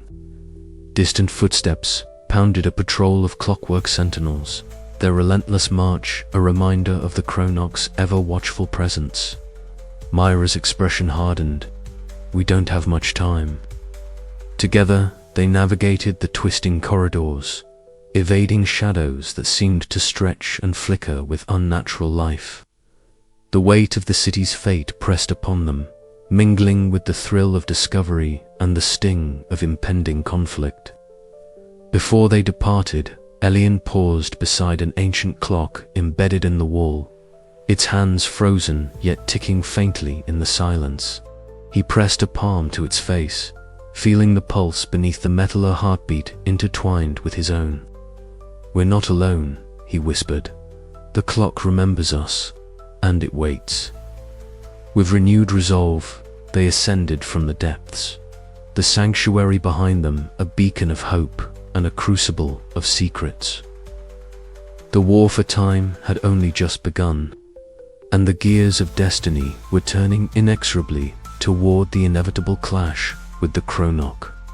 As the first rays of dawn filtered through the city's spires, Elian and Mira prepared to face a future fraught with peril and promise, their hearts synchronized with the endless tick of the magical timepieces that both bound and could set them free. The underground chamber beneath the city pulsed with renewed energy. Flickering torchlight danced off the stone walls, casting elongated shadows that seemed to breathe with the crowd's restless anticipation. Sylvan stood tall on a makeshift platform, his sharp eyes sweeping over the sea of faces, men and women. Young and old, their varied garb, a testament to the many walks of life now united in whispered rebellion. "We stand at the edge of a new dawn," Sylvan declared, his voice steady but charged with fervor. "For too long, the Chronok's clockwork sentinels have held us in chains, binding our fates to a curse we did not choose. But the hour has come to reclaim our time, our lives. Together, we can shatter these gears that bind us and forge a future where destiny is ours to command." A murmur of agreement rippled through the crowd, growing into a chorus of determined cheers. Elian stood near the back, his youthful face illuminated by the firelight, heart pounding with a mixture of hope and fear. Beside him, Mira's fingers twitched with restless energy. Her mind raced through calculations and designs that might give them an edge against the mechanical gods and the Chronok's forces. Meanwhile, far above the bustle of the underground rebellion, the city guard headquarters hummed with a different kind of tension. Joran, the captain whose unwavering loyalty to the Chronok had once been unquestioned, now found himself caught in a web of doubt and disquiet. His broad shoulders sagged slightly as he whispered in the dimly lit office, conferring with a handful of officers who shared his unease. "The city can't hold like this," Joran said quietly, his voice rough with frustration. "The Chronok's methods are breaking us from within. We're meant to protect order, but at what cost?" A younger officer's eyes flickered with nervousness. "You're treading a dangerous line, Captain. Loyalty to the Chronok is law." Joran's jaw tightened, the weight of his decision pressing down like the heavy gears of the clocks that ruled their lives. "Perhaps it is time for a new order," he murmured, a reluctant resolve settling in his gaze. Back in the hidden depths of the city, Elian and Mira pored over blueprints and tinkered with delicate clockwork devices. The workshop was cluttered with cogs, springs, and half-finished inventions, bathed in the soft glow of candlelight. Mira's nimble fingers deftly adjusted a tiny mechanism, eyes narrowed in concentration. "If this functions as I hope," she said, "we can disrupt the Sentinel's control just long enough to strike at their core." Elian nodded, his mind alight with possibilities and risks. "It's a gamble, but it's one we must take. The city's fate depends on it." As the days turned to nights, secret meetings unfolded in the labyrinthine tunnels beneath the city. Rebel leaders gathered with disillusioned guards in hushed tones, sharing intelligence and strategizing under the relentless ticking of distant clocks. The air was thick with a blend of cautious optimism and the ever-present shadow of fear of discovery, of betrayal, of the Chronok's wrath. Yet within this fragile alliance, a spark of something unbreakable began to kindle: hope. The Chronok, perched in his towering citadel of shifting gears and glowing clock faces, watched these developments with cold calculation. His mask of interlocking cogs betrayed no emotion as he summoned his enforcers. "The rebellion grows bolder," he intoned, "but so does my resolve. We will tighten the gears until the city no longer trembles, until time itself bends to our will." And so, as Sylvan's resistance swelled and Joran stepped cautiously into the fold, the city braced itself. The delicate balance between order and chaos teetered on a knife's edge, and the coming storm promised to reshape destiny itself. Elian stood at the threshold of this upheaval, the weight of leadership settling heavily upon his shoulders. The path ahead was fraught with peril, but the promise of freedom, however uncertain, was a beacon he could not ignore. The clocks ticked on, relentless and eternal, but for the first time in generations, their rhythm was challenged. The rising resistance was no longer a whisper in the gears, it was a roar, and the city would never be the same.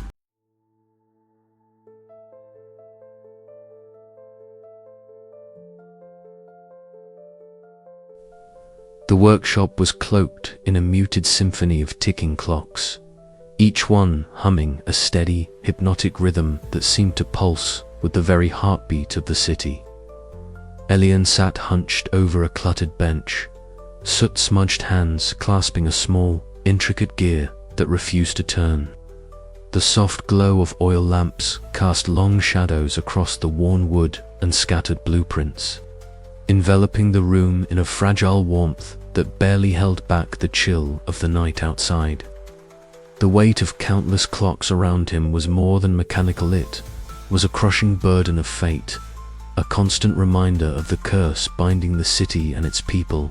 He breathed deeply, the scent of oil and metal mingling with the faint, distant echo of the city's heartbeat, and let his thoughts drift into the tangled labyrinth of destiny and free will that had come to dominate his every waking moment.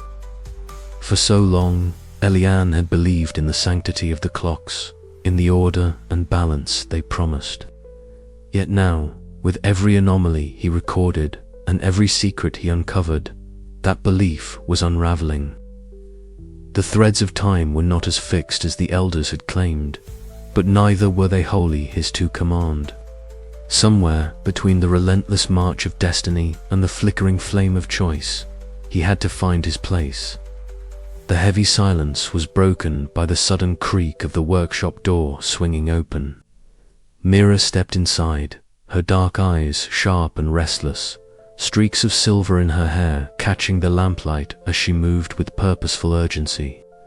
"Elian," she said, voice low but urgent, "you can't keep this all to yourself. The resistance needs to know where you stand." He looked up, meeting her gaze with a mixture of exhaustion and resolve. "I'm trying to understand it all first. If I act without certainty, I could doom us all." A flicker of frustration passed over Myra's face, quickly replaced by fierce loyalty. "Certainty is a luxury we don't have. Every moment we hesitate, the chronok tightens his grip. We need your knowledge, your courage." Their conversation unfolded in bursts of tension and shared hope, words tempered by the harsh realities of their world. Myra's pragmatic clarity cut through his doubts like a blade, reminding him that the fight was no longer theoretical, it was now a matter of survival. Later, beneath the soaring arches of the ancient clockworks, Elian and Myra stood side by side, gazing up at the colossal gears that turned with a slow, inexorable rhythm. The cavernous space echoed with the grinding of metal and the hiss of steam, a cathedral of machinery that had long symbolized the city's fate. Yet now, it also stood as a testament to the chains they sought to break. "Look at them," Mira whispered, tracing a finger along the edge of a gear worn smooth by centuries of motion. "Each turn moves us forward, but it also holds us captive. If we can learn to control them, maybe we can change the course of everything." Elian nodded, the enormity of their task settling over him like a mantle. "It won't be easy, and it might cost us everything. But I can't turn back now." As twilight deepened, painting the stained glass windows with hues of amber and crimson, Elian retreated once more to the workshop. There, by the flickering light, he began to write a message to the rebel forces scattered throughout the city. His hand was steady, each stroke a declaration of his transformation from obedient apprentice to rebel leader. The words carried the weight of hope and defiance, a beacon for those who dared to dream of freedom. To all who resist the chains of fate, he wrote, "The time to act is now. We stand on the edge of history, and though the path ahead is shrouded in uncertainty, we must choose to forge our own destiny." Outside, the city's heartbeat continued to echo, steady and unyielding. But within Elian's chest, a new rhythm took hold, a pulse of fierce determination that refused to be bound by the ticking of clocks or the decrees of gods. The threads of destiny were tangled, yes, but they were not beyond unraveling. And as Elian set down his pen, ready to face whatever came next, he knew that the true challenge was only beginning. The decree was pronounced at dawn, yet its echoes rippled through the city like a shockwave, reverberating in every alley, workshop, and home. The grand clock tower, a monument of brass and enchanted glass, stood as the heart of the city's timekeeping and control. From its pinnacle, the Chronoc's voice poured forth, carried on magical currents, casting his masked visage onto enchanted screens that flickered in every public square. The assembled crowd below was silent, the usual rhythm of the city's heartbeat stilled by the gravity of the announcement. By order of the Chronarch, the voice intoned, cold and unwavering. All unauthorized manipulation of time magic is hereby outlawed. Any act of dissent or rebellion against the established order shall be met with immediate and uncompromising punishment. The sanctity of our city's time must be preserved for the survival of all. A murmur rose among the citizens, a mingling of fear, shock, and simmering anger. The decree was not unexpected, yet its swiftness and severity chilled the populace. Clockwork sentinels, their metallic bodies gleaming with the light of 1,000 tiny gears, stepped from the shadows, their jointed limbs moving with eerie precision as they began increased patrols. Their glowing eyes scanned the streets for any sign of rebellion. Their presence a constant reminder that the Chronarch's gaze was unblinking and relentless. Below, in a narrow side street near the workshop, Elian paced restlessly, his soot-smudged hands clenched into fists. Mira sat nearby, her fingers deftly adjusting a delicate mechanism on a small clockwork bird. The soft ticking of the device was a fragile comfort amid the growing tension. "They're tightening the noose," Elian said quietly, eyes dark with concern. "This decree, it's not just a warning. It's a declaration of war against anyone who questions their rule." Mira didn't look up. "We knew this was coming. The Chronarch isn't willing to let go of his grip without crushing every spark of resistance." Elian's gaze drifted to the faint glow of the city beyond the workshop window. The streets were unusually quiet. Windows shuttered hastily, faces turned away from the watchful sentinels. The city's heartbeat was faltering under the weight of fear. "What about Joran?" Elian asked. "He's always been loyal to the Chronarch, but I sense something's changed." "He walks a dangerous line," Mira replied, her voice low. "I've seen him hesitate during patrols, his eyes searching for something beyond orders. If he turns against the Chronarch, it could change everything or end badly for him."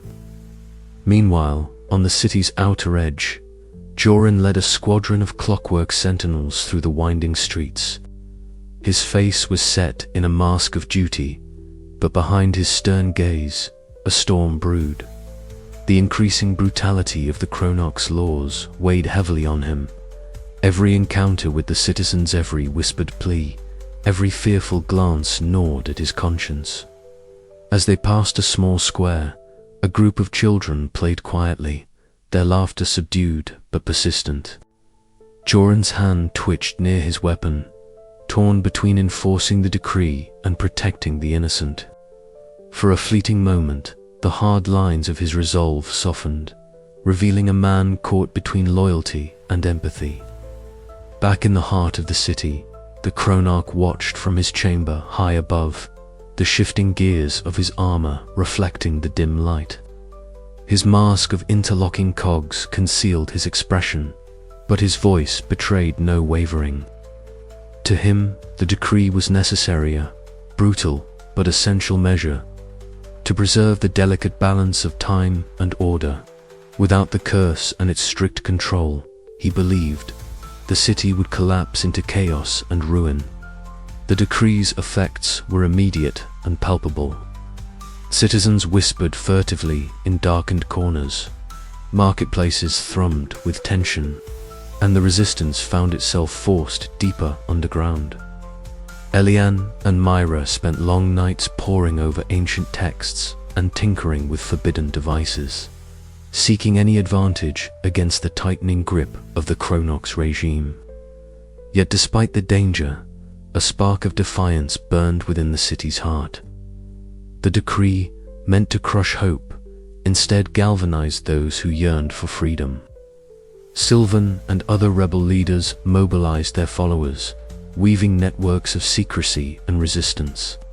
Every act of rebellion, no matter how small, became a beacon of hope in the encroaching darkness. Elian's thoughts often returned to the paradox of their struggle. To break free from the chains of destiny and control, they had to risk everything, including their lives. The chronarch's decree was a reminder of the price they might pay, but also of the necessity to act. As the sun set and the city's clock faces glowed against the twilight, the stage was set for a confrontation that would shape the fate of all who lived beneath the endless ticking of the magical timepieces. The chronarch's decree had declared war not just on rebellion, but on the very idea of freedom itself. And Elian, once a curious apprentice, now stood at the forefront of that war, his resolve hardening like the interlocking gears of the city's greatest clocks. The path ahead was fraught with peril, but turning back was no longer an option. The ticking of the clocks grew louder, a relentless countdown to the inevitable clash between fate and free will. In the shadows, the resistance prepared, hearts pounding in sync with the city's mechanical heartbeat, ready to ignite the spark that might shatter centuries of control will be extinguished forever. The workshop was alive with its usual symphony of ticking clocks and the gentle hum of gears meshing in endless, precise dance. Yet today, the familiar sounds felt different to Eliana's, if the very air vibrated with secrets waiting to be uncovered. Myra, with her keen hands and unwavering focus, delicately held a small timepiece beneath a crystal lens she had meticulously crafted. The device was unlike any they had seen before, ancient, its brass casing etched with symbols that pulsed faintly with a soft blue light. Ilian leaned closer, his bright eyes wide with a mixture of curiosity and apprehension. "Are you sure this will work?" he asked, voice low. Mira's fingers twitched with excitement and caution. "If the legends are true, this timepiece holds memories fragments encoded in the very flow of its magic.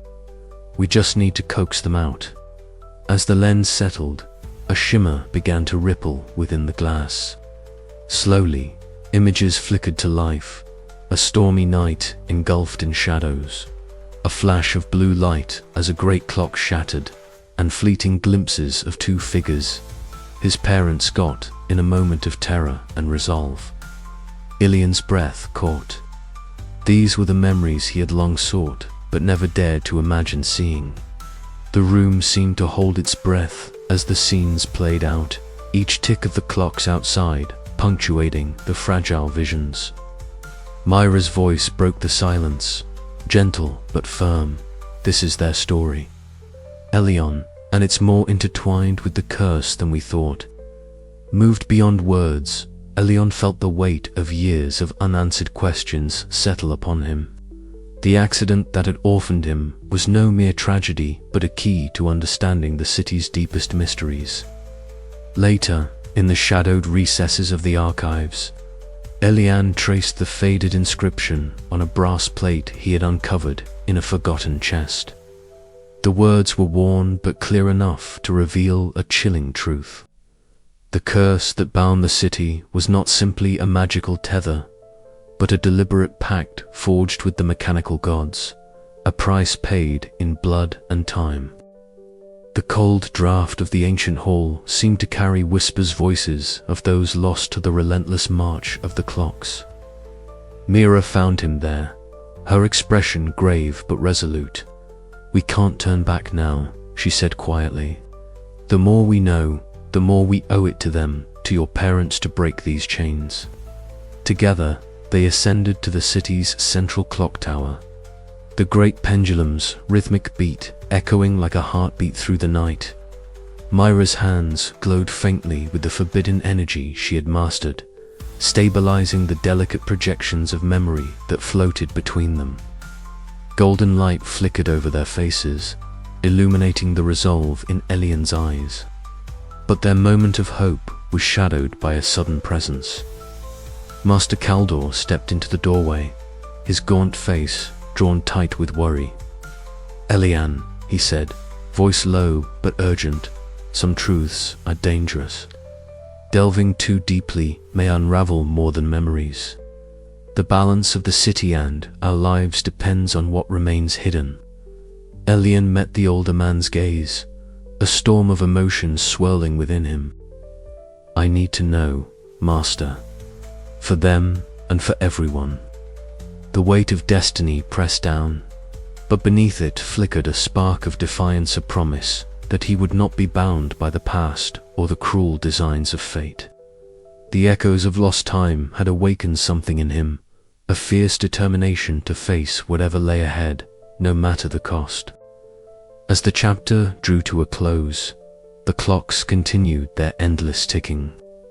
But for Elian, the sound was no longer just a rhythm of the city, it was a call to action, a summons to confront the shadows that had long held his world captive.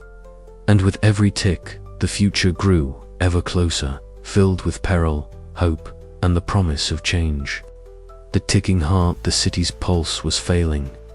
For centuries, the steady rhythm of the central clock tower had been the unyielding heartbeat of the metropolis, its magical mechanisms weaving a delicate web of time that bound every citizen's life. But now, that rhythm faltered. The hands jerked unevenly, the gears groaned beneath an unseen strain, and the air grew thick with the scent of overheated metal and ozone.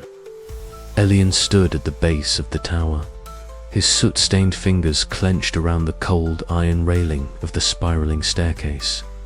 Beside him, Myra's eyes darted nervously upward, her usually confident demeanor shadowed by the growing dread they both felt. "It's not just a simple malfunction," she whispered, voice tight. "If that clock stops, time won't just pause, it might unravel entirely." Master Kaldor had warned them. The central clock was more than a mechanism. It was the nexus where the city's temporal magic converged. Without it, the entire city could be plunged into chaos, trapped in a suspended moment or torn apart by jagged fragments of time. "We don't have a choice," Elian said, his voice steady despite the pounding of his heart. "We have to climb up there and fix it." The ascent was grueling. The staircase wound endlessly upward, narrowing as it rose into the spire. Every step echoed with the discordant ticking that now dominated the tower's soundscape. The rhythmic heartbeat had become a stuttering pulse, uneven and alarming. Reaching the clock chamber, Elian stepped into a cavernous space dominated by massive gears and rotating cogs, their surfaces etched with runes glowing faintly with fading magic. The air was thick with dust and the acrid smell of burning metal. Sparks flew from a friction-worn gear, casting flickering light across the chamber's vast interior. "Look at this," Myra said, pointing to a cracked gear rim that threatened to snap with every rotation. If this breaks, the whole mechanism will seize. Elian nodded, already pulling tools from his satchel. His mind raced through the complex mechanics, recalling every lesson from Master Kaldor and every secret he'd uncovered in forbidden tomes. He set to work with practiced hands, adjusting levers, realigning cogs, and weaving subtle enchantments to reinforce the magic sustaining the clock's operation. Time seemed to slow as he worked, the chaotic ticking sharpening into a sharper, more urgent tempo. The magical energy that powered the clock flickered unpredictably, threatening to collapse entirely. Suddenly, the entire tower shuddered violently, dust cascading from the rafters. "Hold steady," Elian shouted, grabbing Mira's arm as the floor trembled beneath them. The mechanical heartbeat faltered, a sickening silence pressing down over the city below. Elian's breath hitched, but determination steeled his resolve. "We're not done yet.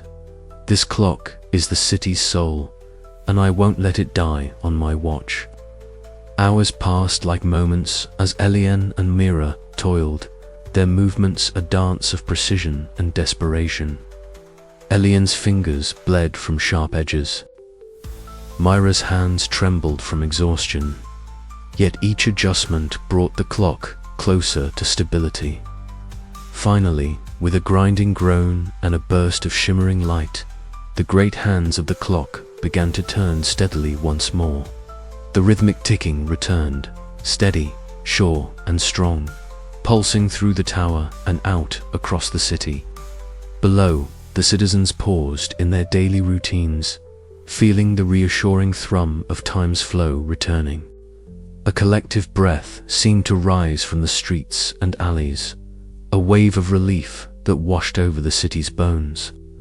Elian leaned against the cold stone wall, exhaustion and triumph mingling in his chest. "We did it," he murmured, voice hoarse but triumphant. Mira smiled weakly, her silver-streaked hair damp with sweat. "For now," she said. "But this was only a temporary fix. The clocks are strained. The curse is wearing them thin." Elian's gaze drifted to the massive mechanism, its gears now turning with renewed vigor.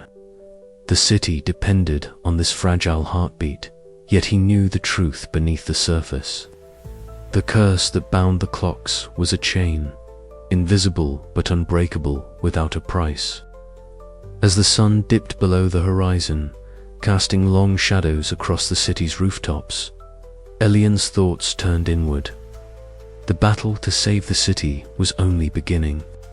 Time itself was both their ally and enemy, and the ticking heart of the city beat on, unaware of the storm looming just beyond the next hour. "We have to be ready," Elian whispered into the growing twilight. "Because whatever comes next, it will change everything." And with that, the central clock tower resumed its eternal vigil, a silent guardian of moments past and futures yet to be forged. The chamber beneath the central clock tower was suffused with a dim, haunting glow, the soft luminescence of countless gears, ticking in perfect, yet oppressive harmony. Elian's breath formed small clouds in the chilly air as he faced the towering figure of the Chronarch, the mechanical god, shrouded in shifting plates of brass and steel, his face hidden behind a mask of interlocking cogs that seemed to turn with a life of their own, exuded an aura of absolute control. Every tick and whir resonated through the stone walls, a relentless heartbeat that echoed the city's fate. "Apprentice," the Chronarch's voice was a metallic whisper, reverberating like the chime of a grand clock. "Your defiance has been noted. Yet, I offer you a choice, a truce, loyalty in exchange for safety, order in place of chaos." Elian's heart faltered. The words were seductive, promising respite from the ceaseless struggle, a pause from the relentless battle to unshackle the city from its ancient curse. But beneath the surface of that promise, he sensed the cold machinery of control, the invisible chains that bound them all.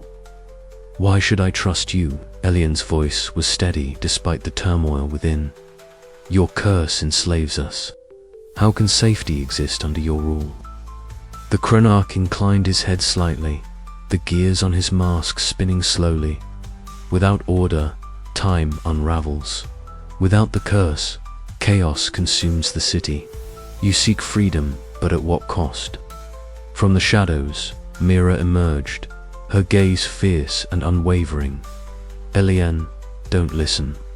This is the same cage, wrapped in gilded chains. We fight for real freedom, not hollow promises. Elian looked to her, the weight of her loyalty grounding him even as doubt gnawed at his resolve. But if we refuse, what then? The city could fall into ruin, and countless lives will be lost. Myra's eyes burned with defiance. Better to risk ruin than live as prisoners to fate. As the two stood locked in silent conflict, footsteps echoed from the corridor. Joran appeared, his stern figure framed by the flickering lamplight. His eyes, usually cold and unyielding, betrayed a flicker of uncertainty. This truce, Joran said quietly, may be the only chance to save what remains. But the Chronarch's grip is ironclad. Beware the price of his mercy. Elian's mind raced. The rebellion's fragile hope teetered on the edge of this moment. He retreated to the solitude of his quarters, a narrow room cluttered with half-finished timepieces and the faint scent of oil and metal. The synchronized ticking of the clocks was a constant reminder time marched on, indifferent to human struggle. Before him lay the broken timepiece, the one linked to the accident that took his parents. He traced the delicate engravings with a trembling finger, feeling the weight of his past and the burden of the future. Was the Chronarch's offer a genuine path to peace, or a trap to tighten the city's chains? Elian's thoughts spiraled into the night. The crossroads of fate lay before him, each path shrouded in shadows and uncertainty. To accept was to risk betrayal of everything he believed in. To refuse was to gamble on chaos and sacrifice. Outside, the city's heartbeat, the endless tick of its magical timepieces, pulsed relentlessly. Somewhere within that rhythm lay the answer, elusive and fragile as a whisper on the wind. As dawn's pale light filtered through the narrow window, Elian rose, resolve hardening in his eyes. The choice was his to make, and whichever path he took would reshape the destiny of the city and all who lived within its enchanted walls. With a deep breath, he stepped into the morning light, the weight of time itself pressing upon his shoulders, yet kindling a spark of hope that refused to be extinguished.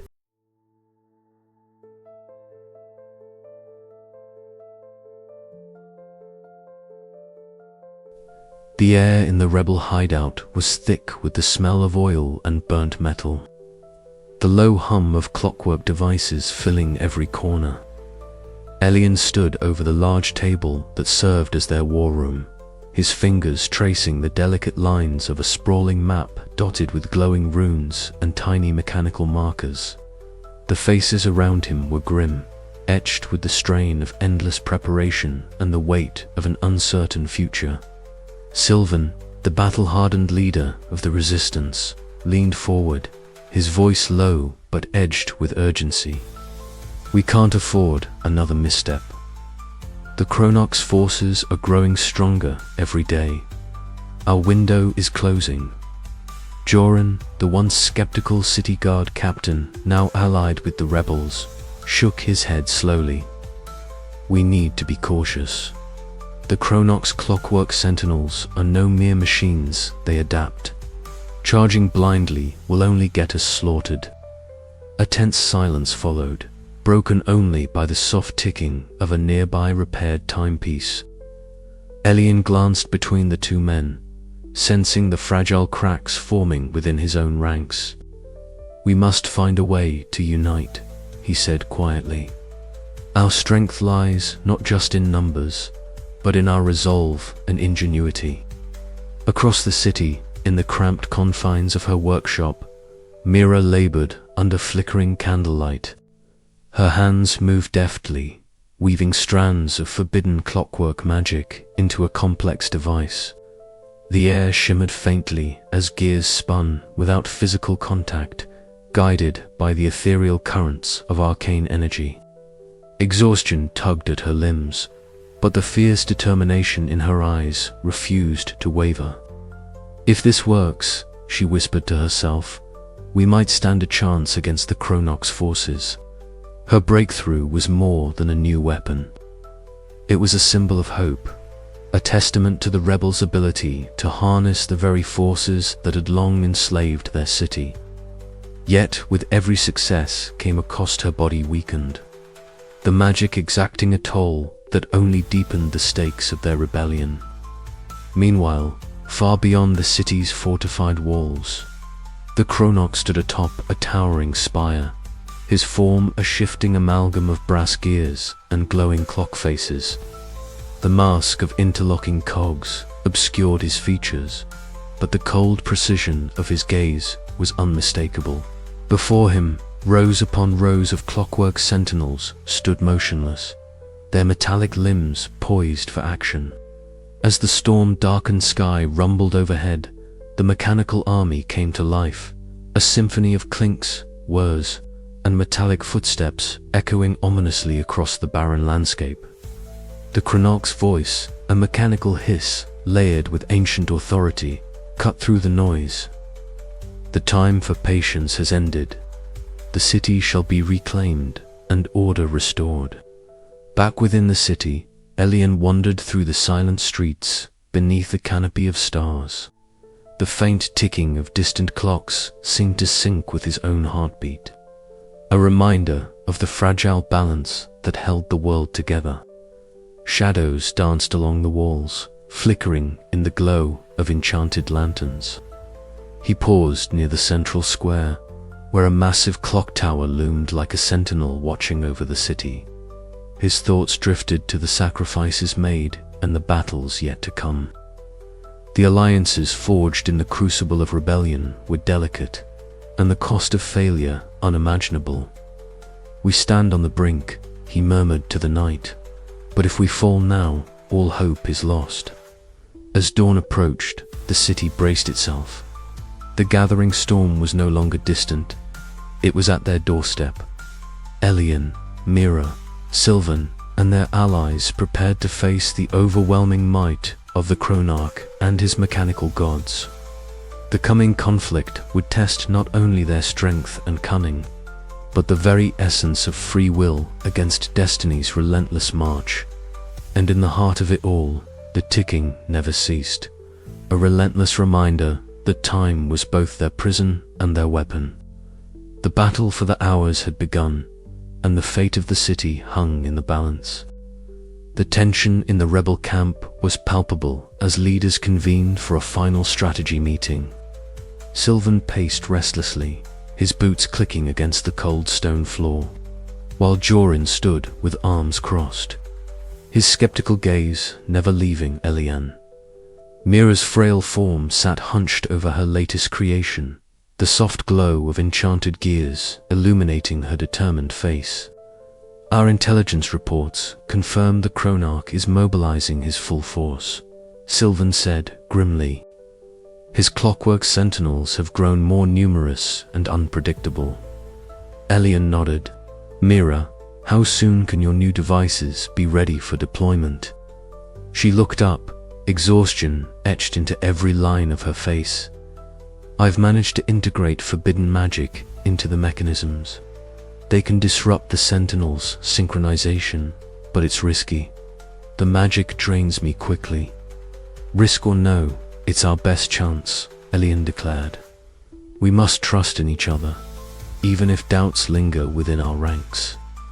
Jorin stepped forward cautiously. "I still question the wisdom of trusting Sylvan's faction entirely. The city guard has seen enough betrayal." Sylvan's eyes narrowed. "And yet, here you stand, aligned against the Chronarch. Our goals are one and the same, despite our differences." The room fell silent, the unspoken tensions simmering beneath the surface. Elian raised his hand for calm. We can't afford division. The Cronach thrives on it. We must present a united front, or we are doomed before the battle begins. Outside, the first rays of sunlight pierced the gloom, casting long shadows across the city. The gathering storm was no longer a metaphor, it was real, and it was coming. Elian's gaze hardened as he prepared to lead his people into the uncertain future. Time was running out, and the dance between fate and freedom was about to reach its crescendo. The chapter closes with Elian standing atop the city's walls, watching the horizon where dark clouds swirled like the gears of a massive clock. The distant sound of marching sentinels and the whispered prayers of rebels alike filled the air. This is our moment, Elian thought. No matter the cost, we will face the storm together. And as the city held its breath, the endless tick of time echoed on, relentless and unyielding. The air in the workshop had grown thick with an almost tangible tension, the steady ticking of clocks now punctuated by an unsettling hum that vibrated through every gear and cog. Elian stood at the edge of the city's oldest plaza, his gaze fixed on a phenomenon that defied all his understanding, a shimmering rift in the fabric of time itself. The air before him rippled as if the world's very essence had been stretched thin, revealing glimpses of moments long past and those yet to come. Beside him, Myra's hands flew deftly over a cluster of delicate instruments, her brow furrowed in concentration. The temporal currents here are unstable, she whispered, eyes reflecting the eerie blue glow emanating from her device. If we don't act quickly, this rift could tear the entire city apart. Elian swallowed hard, feeling the weight of the responsibility pressing down on him. How did this happen? He asked, his voice barely audible over the strange symphony of ticking and humming. The curse is straining. Talia's voice broke through the murmurs, calm yet edged with urgency. The archivist stepped forward, her pale fingers clutching a tome covered in arcane symbols. The mechanical god's influence is weakening the seams of reality. This rift is the first visible sign. A sudden pulse from the rift sent a shiver down Elian's spine. For a moment, the world around him twisted and bent. The cobblestones beneath his feet flickered between new and old, and the faces of passers-by blurred into ghostly echoes. He felt himself pulled forward, teetering on the edge of a dizzying abyss where time lost all meaning. Elian Myra's voice cut sharply through the disorienting haze, grounding him. Focus. We need to stabilize the flow before it collapses entirely. Drawing on every lesson from Master Kaldor and the secrets gleaned from forbidden archives, Elian reached deep into his knowledge of clockwork and magic. Together with Myra and Talia, they combined intricate mechanical devices with ancient incantations, weaving a fragile barrier around the rift. The air crackled as the swirling currents slowed, the chaotic pulse becoming a rhythmic beat once more. But the calm was deceptive.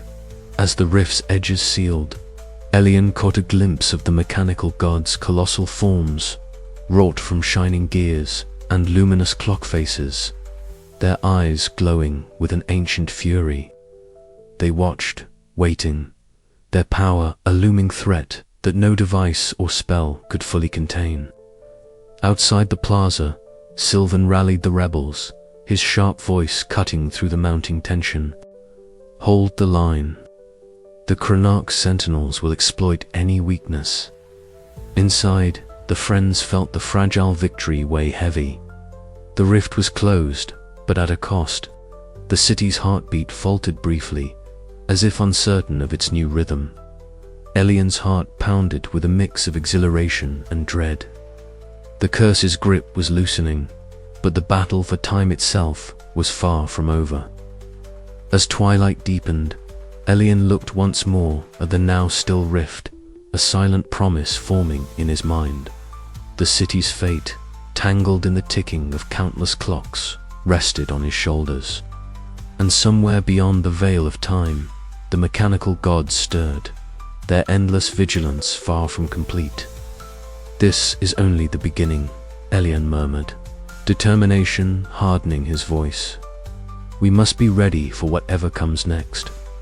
The city exhaled beneath the watchful gaze of its enchanted timepieces, poised on the edge of an uncertain future where every second held the fragile hope of freedom. Elian's fingers trembled as they brushed against the ancient timepiece lying dormant on the dust-coated table within the forbidden archives.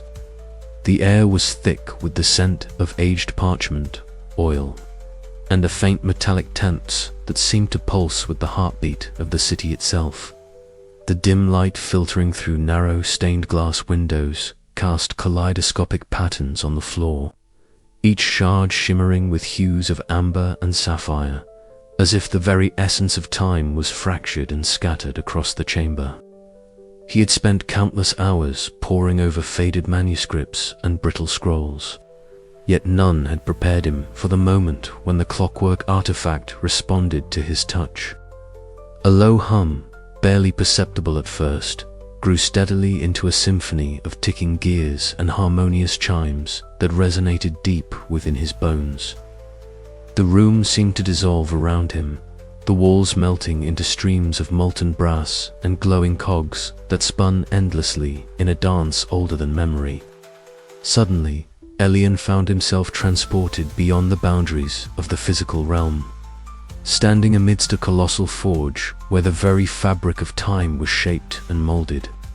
Towering figures loomed ahead, immense mechanical gods, their forms composed of interlocking gears, shimmering clock faces, and limbs that moved with the fluidity of celestial orbits. Their eyes shone with incandescent light, reflecting the endless march of seconds and centuries alike. In awe, Elian watched as the first clockmakers, the ancestors of his craft, labored beside these titanic beings. Their hands, calloused yet reverent, wove intricate mechanisms infused with magic and willpower. A covenant was forged in that luminous forge, a desperate pact born from a city teetering on the edge of collapse. To stave off ruin, humanity had bound their life force to the eternal ticking of the gods' hearts, trading freedom for survival. The vision deepened, revealing the paradox of their existence. The mechanical gods were not merely guardians, but jailers. Their relentless ticking, a constant reminder of the chains that held the city in thrall. Elian felt a surge of conflicting emotions: hope, despair, anger, and a profound empathy for the generations shackled by a fate written in gears and magic. Abruptly, the vision dissolved, and Elian collapsed back onto the cold stone floor of the archives. Talia, the archivist, knelt beside him, her sharp eyes softened by concern. Her layered robes rustled quietly, adorned with faded clock motifs that mirrored the relics around them. "You've seen them," she whispered, her voice steady yet laced with a warning. "The mechanical gods, their pact is older than any record, older than the city itself. Knowledge of their origins is a heavy burden, Elian. It changes everything." Elian nodded, struggling to find words as the weight of revelation settled over him. "If we break the curse," he murmured, "do we risk unraveling the very fabric that holds us all together?" Talia's gaze was unyielding. "Freedom has a price, and sometimes the cost is greater than we can bear. But to remain chained is no true life." Days passed in a blur as Elian wrestled with the newfound truth. The visions had shattered the simplicity of his quest, revealing layers of complexity and sacrifice he had not anticipated. The mechanical gods were not villains.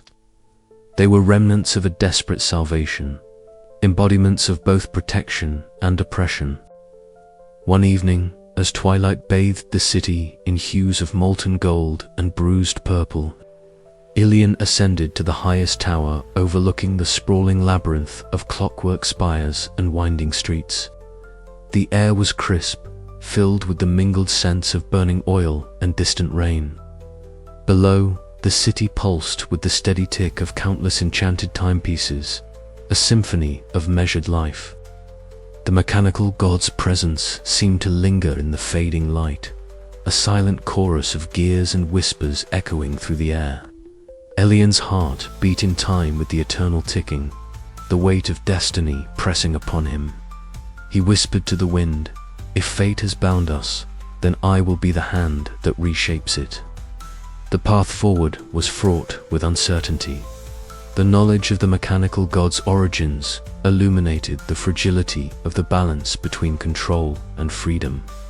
Yet within that delicate tension lay the hope for a new future where the city might rise unshackled or fall into deeper shadows.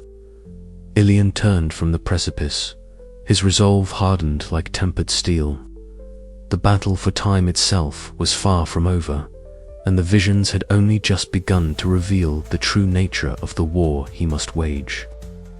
As the night deepened, the ticking of the city's clocks grew louder, a relentless reminder that time, in all its complexity, would neither wait nor forgive. And somewhere, hidden within the labyrinthine gears of fate, the mechanical gods watched and waited, their eternal vigil unbroken. The workshop was cloaked in shadows, the only light coming from the softly glowing gears and the flickering lanterns that lined the walls. Myra sat hunched over a small workbench, her slender fingers trembling slightly as she adjusted a delicate mechanism infused with the eerie blue glow of forbidden clockwork magic. The faint hum of the enchanted gears filled the silence, a sound both mesmerizing and unsettling, as if the very essence of time was being stretched and pulled within this tiny contraption. Elian stood nearby, his soot-smudged hands clenched tightly at his sides. He watched her with a mixture of awe and growing concern. Myra's usually sharp eyes were clouded with exhaustion, the streaks of silver in her dark hair seeming to glimmer even more in the dim light, a visible testament to the toll the magic was taking on her. "Myra," Elian said softly, stepping closer, "you don't have to push yourself so far. We can find another way." She looked up at him, her gaze steady despite the weariness etched into her face. "There is no other way, Ilian. The curse is too strong. If we want to break it, I have to master this magic." Her voice was resolute, but Elian could see the pain beneath the surface. The forbidden magic was not just a tool. It was a burden she carried alone, one that chipped away at her strength with every use. Hours passed in silence, broken only by the steady ticking of clocks scattered throughout the workshop. The sound, usually a comforting rhythm to Ilian, now felt oppressive, a relentless reminder of the time slipping away from them and from Myra herself. Suddenly, Myra's hands faltered. The glowing gears slipped, spinning wildly before settling with a harsh click. She gasped, clutching her chest as a wave of dizziness overcame her. Ilian rushed to her side, catching her as she collapsed onto the worn wooden bench. "Myra," he exclaimed, panic rising in his chest. "Stay with me." Her breath was shallow, sweat glistening on her pale skin. The magic that empowered her was also draining her, a cruel paradox that Elian found unbearable to witness. "I'm fine," she whispered, forcing a weak smile. "This is the price we pay." Elian's heart ached. How could he protect her when the very power they needed was breaking her down? He felt a surge of guilt, wondering if pushing her was a betrayal of their friendship. Days blurred into nights as Myra continued to push herself, each use of forbidden magic leaving her more fragile. Elian devoted himself to finding ways to ease her burden, scouring ancient texts and experimenting with countermeasures. But the curse's grip was relentless. One evening, under the flickering lantern light, Myra confided in Eliane. "I wasn't always like this," she began, her voice trembling as she recounted the early days of her training. "At first, it was just curiosity, a desire to understand the clockwork magic better. But then I saw what it could do, how it could bend time, protect us, give us a chance." She paused, swallowing hard. "But every time I use it, I lose a little more of myself. The magic isn't just power, it's a debt, and I'm afraid I'm running out of time to pay it." Eliane reached out, taking her hand gently. "We'll get through this together, I promise."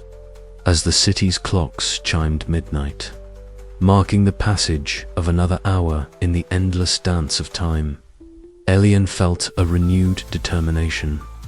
The burden they carried was heavy, but the fight for freedom was worth every sacrifice.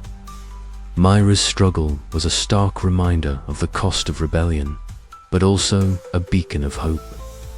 The workshop, once a place of quiet tinkering and discovery, had become a battleground of wills and wills and wills, a crucible where their friendship, their resolve, and their very lives were tested against the unyielding march of time. Eliane knew the road ahead was fraught with peril. The price of magic was steep, but the price of surrender was far greater. As he cradled the fragile timepiece Myra had been working on, inscribed with ancient runes promising salvation, he vowed to protect her with every fiber of his being. The city outside continued to pulse with the steady tick of countless clocks, each heartbeat synchronized to the destiny they sought to rewrite. And within the shadows of the workshop, two souls stood united against the coming storm, ready to face the unknown with courage tempered by sacrifice. But even as hope flickered, the question lingered in Eliane's mind. How much could one give before there was nothing left to hold on to? The siege of time had come with the cold inevitability of a clock's final chime. From the moment the sun dipped below the horizon, casting the city in bruised hues of twilight, the rebel stronghold braced itself for an onslaught unlike any before. Eliane stood atop the fortified walls, the wind tugging at his soot-streaked hair, eyes sharp beneath the flickering torchlight. Around him, the air thrummed with the synchronized ticking of 1,000 enchanted clocks embedded in the very stones and mechanisms of their sanctuary. Each tick carried a weight heavier than mere seconds. It was a heartbeat of resistance. Beside him, Myra was a flurry of motion and quiet intensity. Her nimble fingers danced over the controls of a massive temporal disruptor, a device cobbled together from blueprints stolen from forbidden archives and her own ingenious modifications. The contraption pulsed with a spectral glow, casting shifting shadows across her determined face. "Eliane," she murmured, "once this starts, there's no turning back. The strain will be immense." He nodded, the gravity of their endeavor settling deep within him. "We have no choice. If the chronoc breaks through tonight, the curse tightens its grip forever." The first assault came like a thunderclap. From the east, the mechanical sentinels marched with relentless precision, their gleaming limbs reflecting the torchlight as their clock faces glowed malevolently. The air was rent by the grinding of gears and the shrill whistle of temporal distortions wrenched open by the enemy's machines. Eliane's voice rose above the cacophony, rallying the defenders. "Hold the line, focus the disruptors on the southern gate. Myra, how long until you can activate the time dilation fields?" "Minutes at best," she answered, her voice tight. "I'll need every ounce of strength." Sylvan, the battle-hardened rebel leader, moved among the fighters like a living engine of inspiration, his roar cutting through the din for freedom, for the city. The clash was brutal. Steel limbs met improvised weapons, sparks flew as clockwork blades cleaved through enchanted barriers. The rebels fought with the desperation of those with everything to lose. Elian's mind raced, orchestrating the defenses with the precision of a master clockmaker. Here, a burst of slowed time gave archers the edge to pick off sentinels. There, a brief acceleration of seconds allowed healers to mend wounds before they could worsen. But the siege was not merely a battle of brawn, it was a war of time itself. Elian's greatest challenge was bending the flow of hours without fracturing the delicate balance that sustained their refuge. Each temporal shift risked tearing the fabric of reality, a peril he accepted silently. Myra's face was pale under the strain, sweat glistening as she maintained the temporal disruptor's pulse. "I can hold it for a little longer," she whispered, voice cracking, "but I fear this magic is draining more than I can give." "Then rest when you can," Elian urged, though the words felt hollow amidst the storm. The Chronox forces adapted swiftly. The sentinels coordinated with cold efficiency, probing for weaknesses, exploiting every crack in the defenses. At one point, a wave of temporal distortion swept through a breach, threatening to unravel the rebels' carefully crafted time bubbles. Elian dashed to the mechanism controlling the flow, hands moving with practiced speed. He recalibrated gears and levers, restoring order to the chaos just in time. "Not today," he muttered. As hours passed, the siege ground on. The rebels' morale was tested, but so too was the Chronox resolve. The city outside the walls began to tremble, the immense power of the mechanical gods stirring in restless anticipation. Time itself seemed to quiver on the edge of unraveling. In the midst of the fray, Joran, the grizzled city guard captain who had once hunted them, fought alongside the rebels. His presence was a balm and a reminder of the fragile alliances forged in desperate times. "You've come a long way, Elian," he grunted during a brief lull, wiping grime from his brow. "I never thought I'd stand with you, but today the city needs more than old loyalties." Elian offered a rare smile, though his heart weighed heavy. "Neither did I, Joran. Neither did I." The climax of the siege came as the Chronarch himself appeared on the battlefield, a looming colossus of shifting gears and glowing clock faces. His voice, modulated through interlocking cogs, echoed across the fortress. "You defy the tide of time, Elian, but time is relentless. It will consume you as it has consumed all before." Elian met the gaze behind the mask, unflinching. "Time is ours to shape, not merely to endure." With a signal, the rebels unleashed their final gambit. Mira channeled her remaining strength into a massive clockwork cannon, firing a beam of condensed temporal energy that rippled through the enemy ranks, freezing sentinels mid-stride and fracturing the Chronox advance. The city held its breath, teetering on the brink of collapse or salvation. As the echoes of battle faded into a tense silence, Elian knew this victory was but a prelude. The war for time and freedom was far from over. Yet, amid the smoke and ticking gears, a fragile hope flickered, an ember kindled by courage, sacrifice, and the unyielding will to rewrite destiny. "Rest now," Elian whispered to Myra as she slumped against the cold stone, exhausted but alive. "Tomorrow, we face whatever the clock decides to throw at us next." Above, the enchanted clocks resumed their steady tick, a heartbeat of resistance in a city bound by fate but yearning for freedom. The siege of time had tested them all, but Elian and his allies stood ready to meet the endless march of hours with defiance and hope.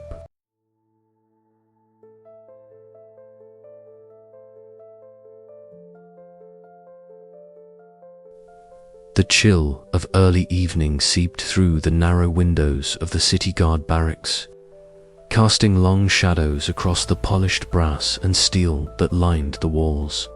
Joran stood alone, his broad frame silhouetted against the faint glow of the city's clock towers.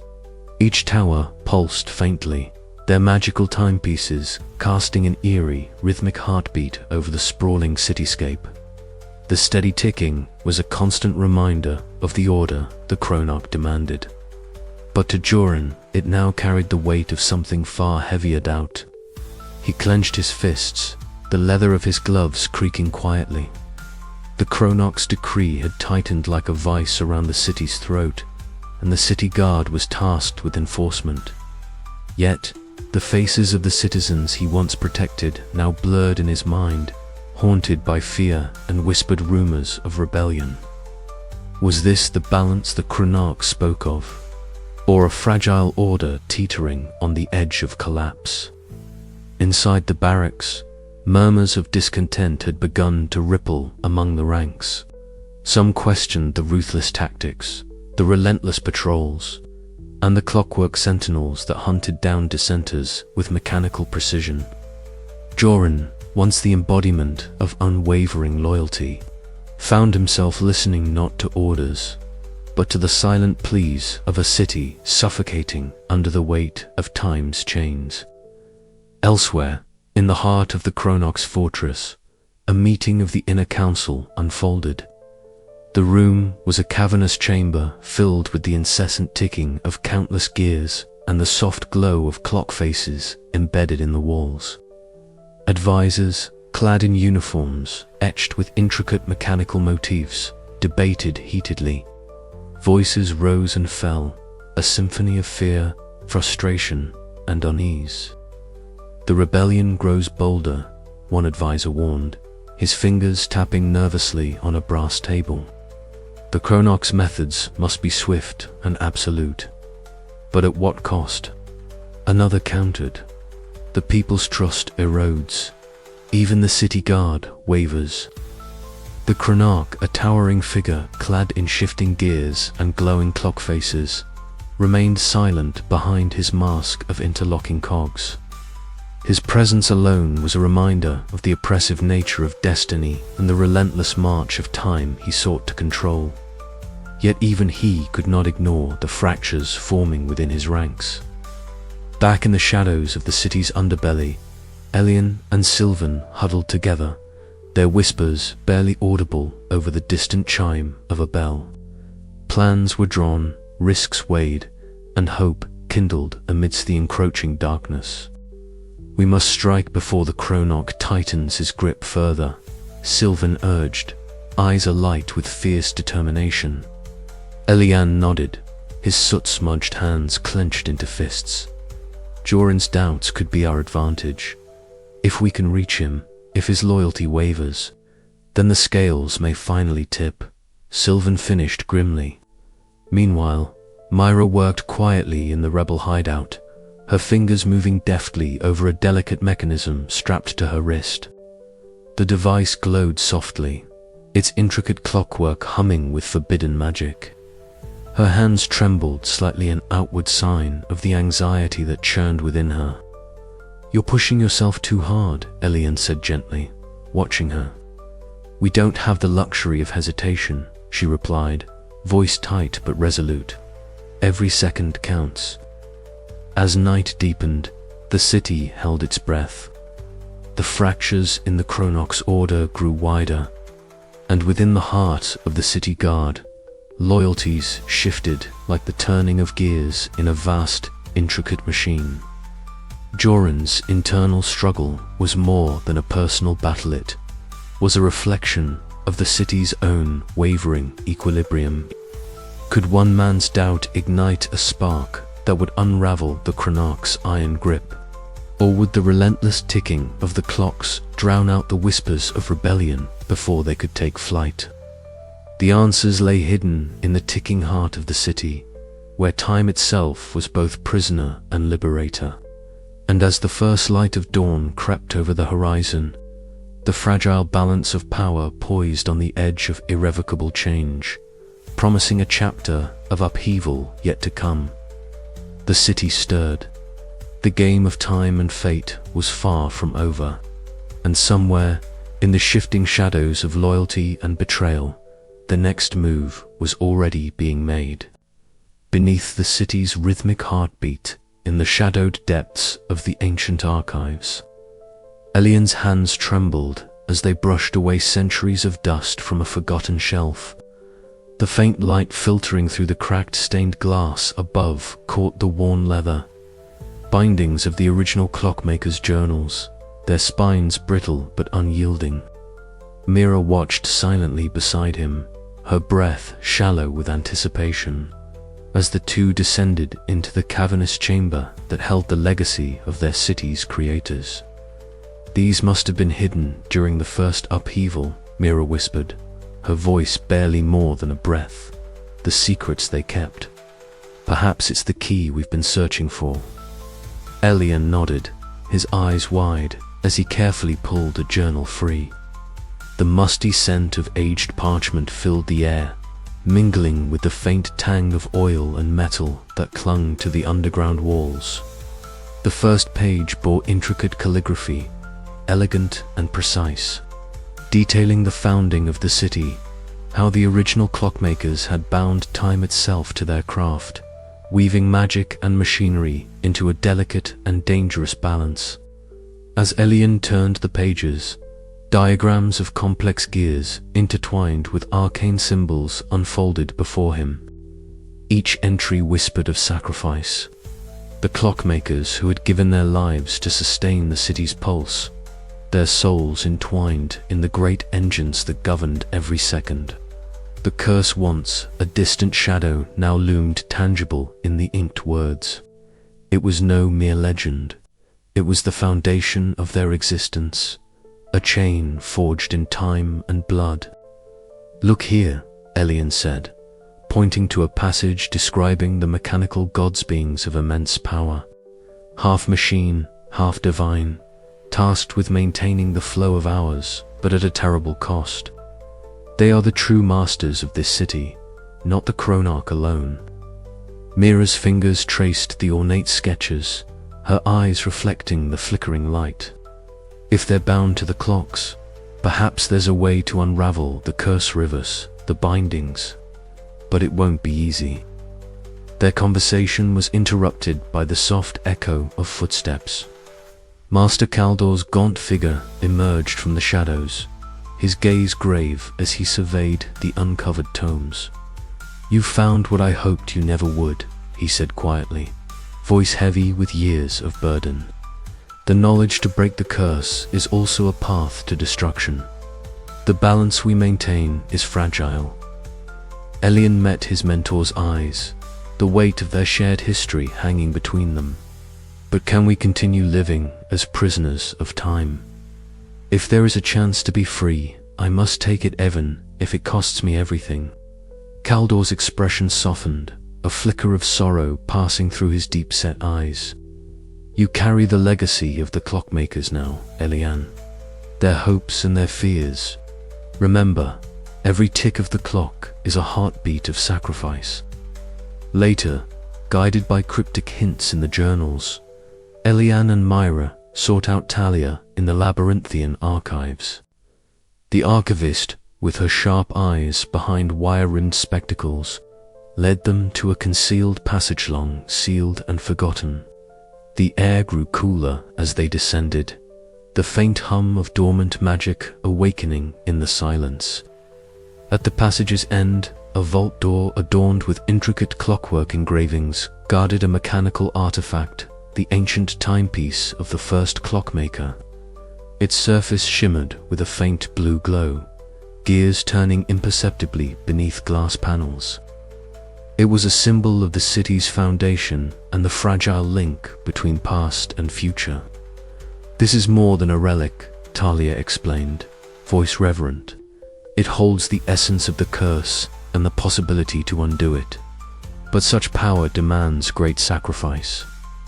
Elian reached out, the pulse of the timepiece syncing with his own heartbeat, a mingling of hope and dread swelling within him. The path ahead was uncertain, fraught with peril and the unknown. Yet, the legacy of the clockmakers had chosen him, and he would carry their burden into the storm. As they prepared to leave the vault, The distant tolling of the city's great bells echoed through the subterranean halls, a reminder that time, relentless and unyielding, marched ever onward. Elian's resolve hardened.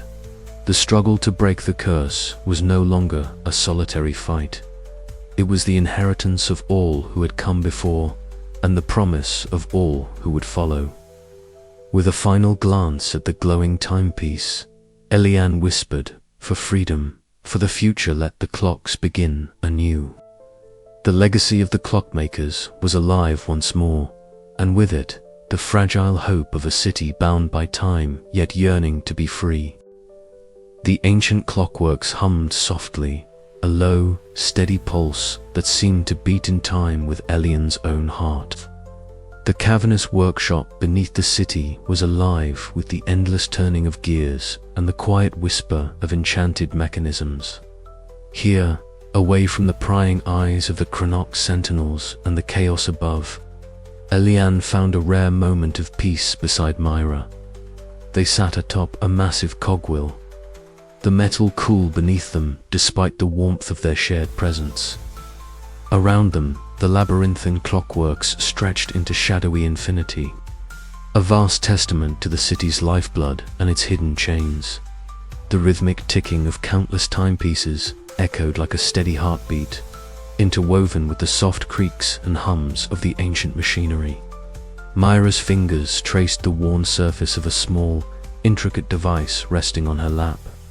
Its delicate gears spun faintly, glowing with a soft blue light that flickered like a pulse.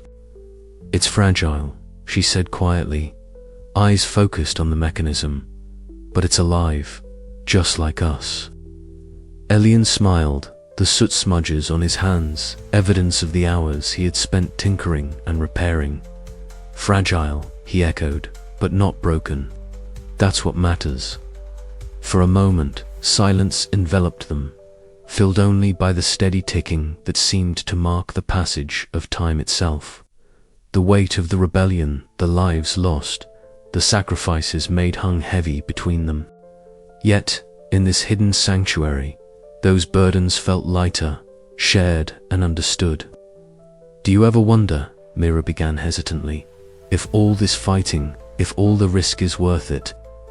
Elian looked out into the shadows, where the outlines of ancient gears loomed like silent sentinels.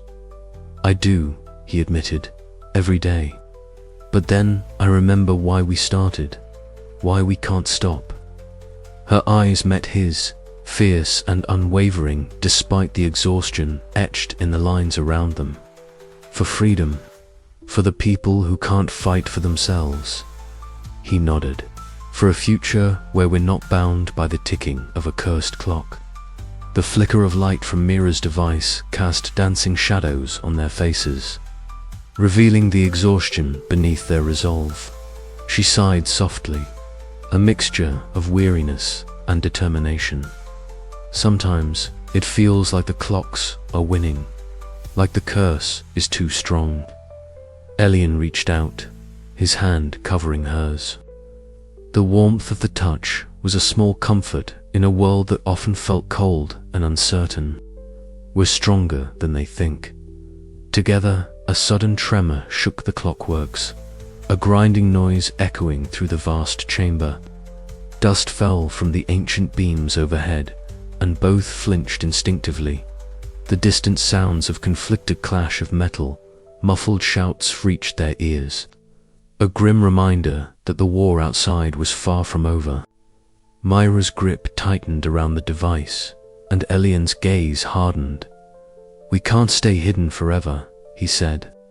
"The city needs us." She nodded, her silver-streaked hair catching the dim light as she stood. "Then we'll face whatever comes together." As they prepared to leave the sanctuary, Elian paused and clasped Mira's hand briefly. The gesture was simple, but laden with meaning and unspoken promise of protection, trust, and shared purpose. In that fleeting moment, time seemed to hold its breath, binding them in a fragile but unbreakable bond. The path ahead was uncertain, fraught with danger and sacrifice. But amidst the ticking gears and shifting shadows, Elian and Myra found strength in each other. The bonds forged in time would carry them through the darkest hours, lighting the way toward a dawn that only they could shape. And as they stepped back into the labyrinthine corridors of the Clockworks, Elian's thoughts lingered on the fragile hope that flickered in Myra's eager hope that even in the face of fate, they might yet rewrite the story of their city. The chamber was darker than Elian had imagined, swallowed in shadows that seemed to flicker and dance with the rhythm of countless ticking clocks. As he stepped through the heavy archway, the metallic scent of oil and ancient gears enveloped him, mingling with the faint, electric hum of magic. Before him stood the Chronarch, a towering figure, every inch of its form a marvel of interlocking gears and glowing clock faces, its presence simultaneously awe-inspiring and terrifying. The mask of interlocking cogs that concealed its face caught the faint light, fracturing it into a kaleidoscope of reflections that painted the chamber walls with eerie, shifting patterns. Elian's heart hammered in his chest, soot-smudged hands clenched tightly by his sides. The apprentice clockmaker, once full of naive curiosity, now faced the embodiment of the city's oppressive destiny. He swallowed hard, steadying his breath as the mechanical giant regarded him silently, the soft clicks and whirs of its movements echoing like a solemn heartbeat. "You come far, Elian," the Chronarch's voice rumbled, a haunting blend of human tone and the metallic resonance of clockwork. "Curious, determined, but futile. The city's order is not yours to unravel. The curse binds us all, yes, but it also preserves. Without it, chaos would consume the fragile balance we maintain." Elian took a step forward, the floor beneath him vibrating faintly as the great gears embedded in the stone slowly turned. "Preservation?" he asked, voice steady despite the storm inside. "Or imprisonment? These clocks you command, they don't just keep time. They chain us to a fate not of our choosing. I've seen the suffering they cause, the lives they steal. It's not balance, it's control." The Chronarch's many clock faces flickered, some speeding their hands, others reversing, as if contemplating Elian's words. Control is necessary. Free will is an illusion, a dangerous temptation. Without the curse, the city would unravel, consumed by its own entropy. You would bring ruin, not salvation. Elian's gaze hardened. Better to face chaos with hope than live shackled in despair. "I won't be a prisoner of your time." A low, mechanical chuckle echoed through the chamber, reverberating off the stone walls. Brave words for one so young, but bravery alone cannot alter the currents of time. The curse is eternal, bound to the mechanical gods who watch over this city. The chamber grew colder, the ticking of clocks accelerating, creating a cacophony that pressed against Elian's mind. He could feel the weight of centuries bearing down on him, the inevitability of fate tightening like a noose. Yet within him burned a fierce ember refusal to surrender. "Then I will become the hand that rewrites those currents," Elian declared. "If the gods are jailers, I will shatter their chains." The Chronarch's mask shifted, gears clicking sharply. "You seek to break what was forged in sacrifice and vigilance. I was once mortal like you, a clockmaker bound by duty. I fused with the ancient powers to protect this city, to ensure its survival. You call that imprisonment. I call it stewardship." Elian's breath caught. The revelation deepened the complexity of the figure before him, not merely a tyrant, but a guardian twisted by his own sacrifice. And what of the people? What of their lives, stolen by this stewardship?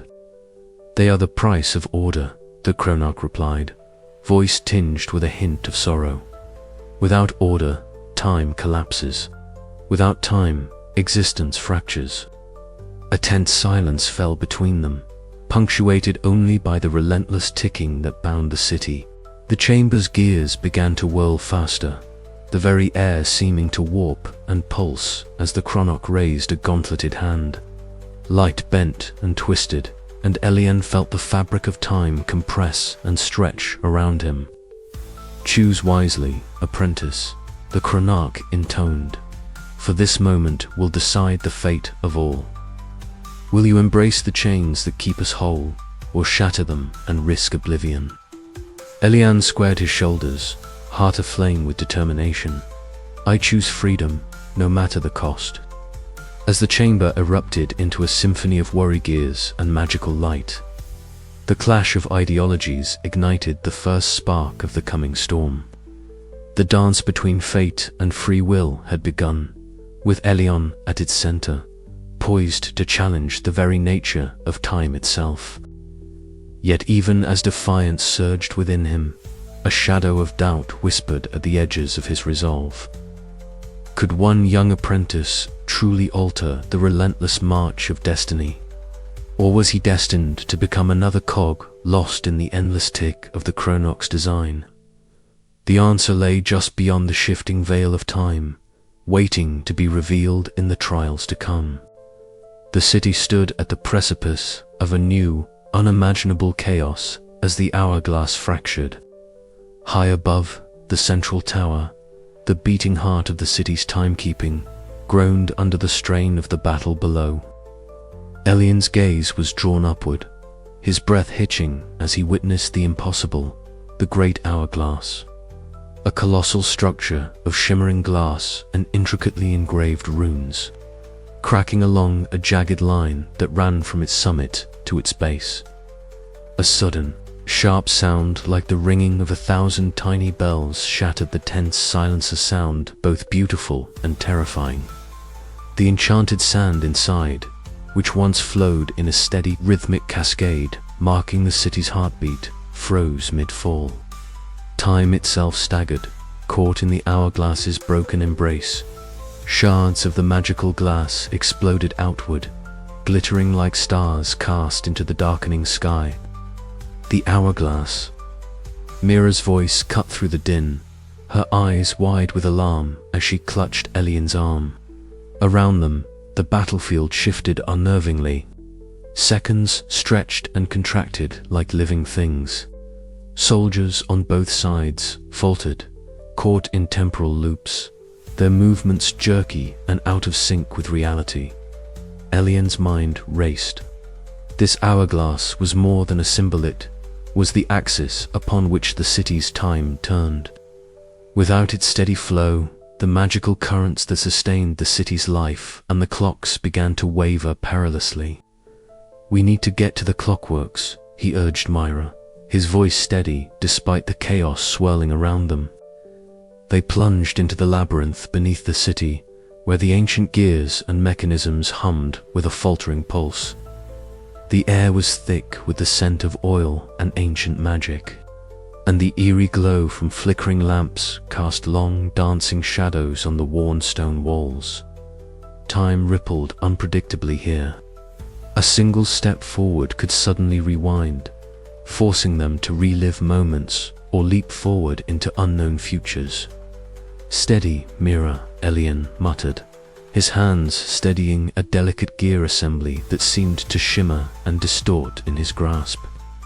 "If we can repair the flow here, maybe we can restore some order above." Mira nodded, her fingers trembling as she adjusted a tiny cog infused with forbidden magic.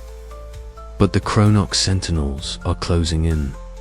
We don't have much time." Outside, the towering figure of the chronarch loomed.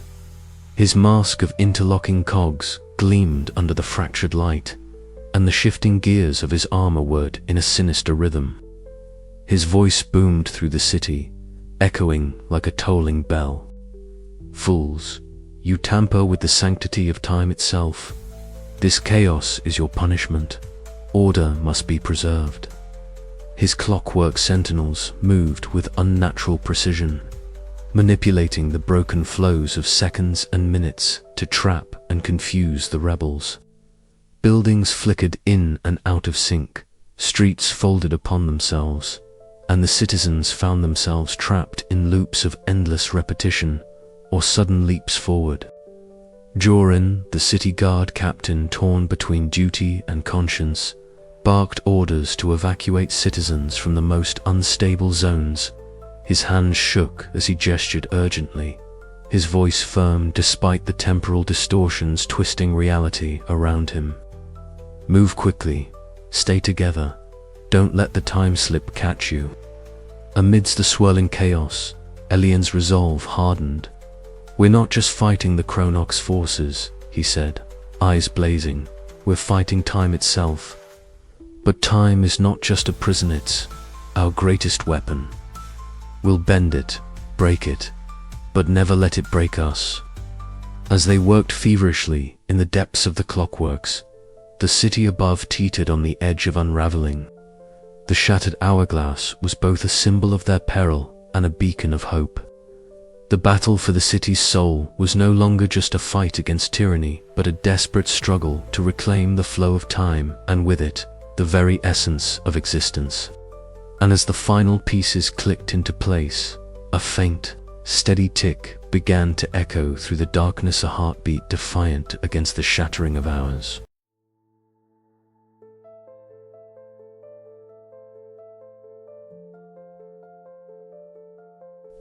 The cavern breathed with a rhythm unlike any that Elian had known.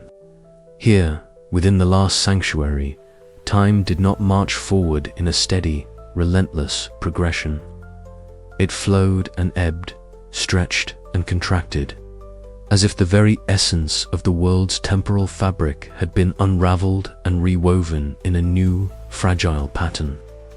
The air was thick with the soft ticking of countless unseen clocks, each contributing to an intricate symphony of moments overlapping and intertwining.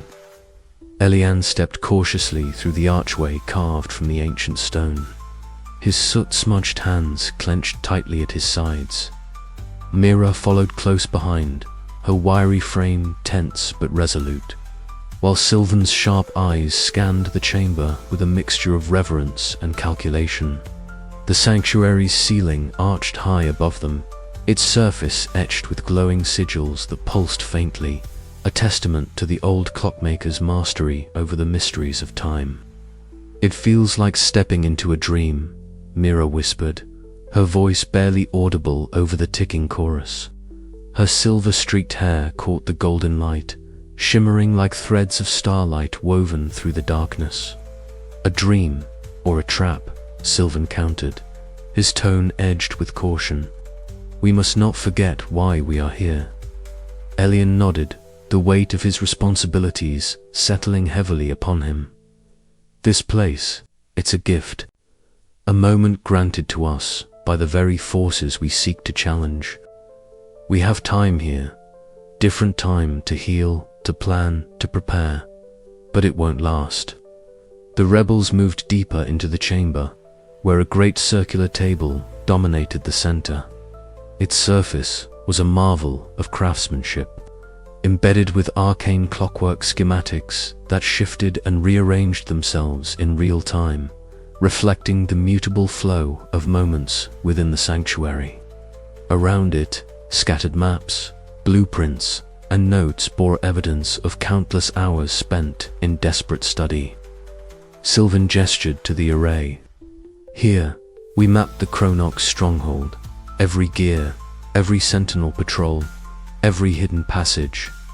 We strike where their defenses are weakest, where their control over time falters." Elian leaned over the table, tracing a delicate line where the mechanical god's influence thinned. "If we can disrupt the main hourglass's flow from within, we might sever their grip long enough to break the curse." Mira's fingers trembled slightly as she adjusted a small, intricate device humming softly beside the maps. "My magic is still fragile," she admitted. "The sanctuary's time helps me heal, but every use strips a little more from me. We must be precise." Elian met her gaze, his eyes full of unspoken promises. "We'll protect you, all of us." This rebellion isn't just about breaking chains, it's about preserving what makes us human. The room fell into a heavy silence, each rebel lost in their thoughts as the sanctuary's strange temporal currents played tricks on their senses. Outside, through a crystalline window carved into the stone wall, shifting sands of time cascaded in slow, mesmerizing waves. Elian's reflection flickered across the glass, ghost-like and fragmented, a visual echo of the fragile balance they all fought to maintain. As the hours passed in this suspended moment, plans crystallized and resolve hardened. Yet beneath the determination lay a current of melancholy, a recognition that the cost of freedom would be steep, that sacrifices awaited beyond the sanctuary's protective veil. Suddenly, a subtle tremor coursed through the chamber, a reminder that even here, in the heart of time's refuge, the march of destiny was unyielding. Elian straightened, his voice steady. "We cannot linger. The final battle awaits, and with it, the fate of our city." Mira gathered her tools, a faint smile breaking her weary features. "Then let us make every second count." Together, the rebels rose, stepping from the sanctuary's embrace back into the uncertain flow of time, ready to face the Chronarch, the mechanical gods, and the destiny that awaited them all. But as the last echo of ticking faded into silence, one question lingered in Elian's mind. How much of himself would he lose before the curse was truly broken? The sanctuary had given them time, but the true test was yet to come. The dim glow of the sanctuary's lanterns flickered against the cold stone walls, casting long shadows that seemed to dance in rhythm with the soft ticking from the ancient clockworks hidden deep beneath the city. The air was thick with the scent of oil, dust, and something more intangible, the weight of sacrifice that clung to every corner of the refuge. Myra lay on a cot near the far wall, her breathing shallow, chest rising and falling in a fragile cadence. Elian sat beside her, his soot-streaked hands trembling as he carefully dabbed a cooling salve across her fevered brow. Her dark hair, streaked with silver from her relentless pursuit of forbidden clockwork magic, clung damp against her pale skin.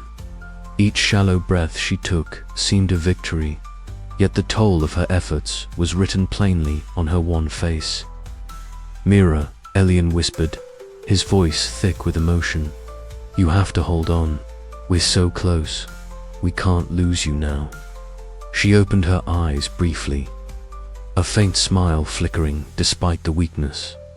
"Elian, the time we've stolen, the moments we've bent, it's all for this, for freedom. I'm proud to stand beside you." A bitter pang twisted in Elian's chest.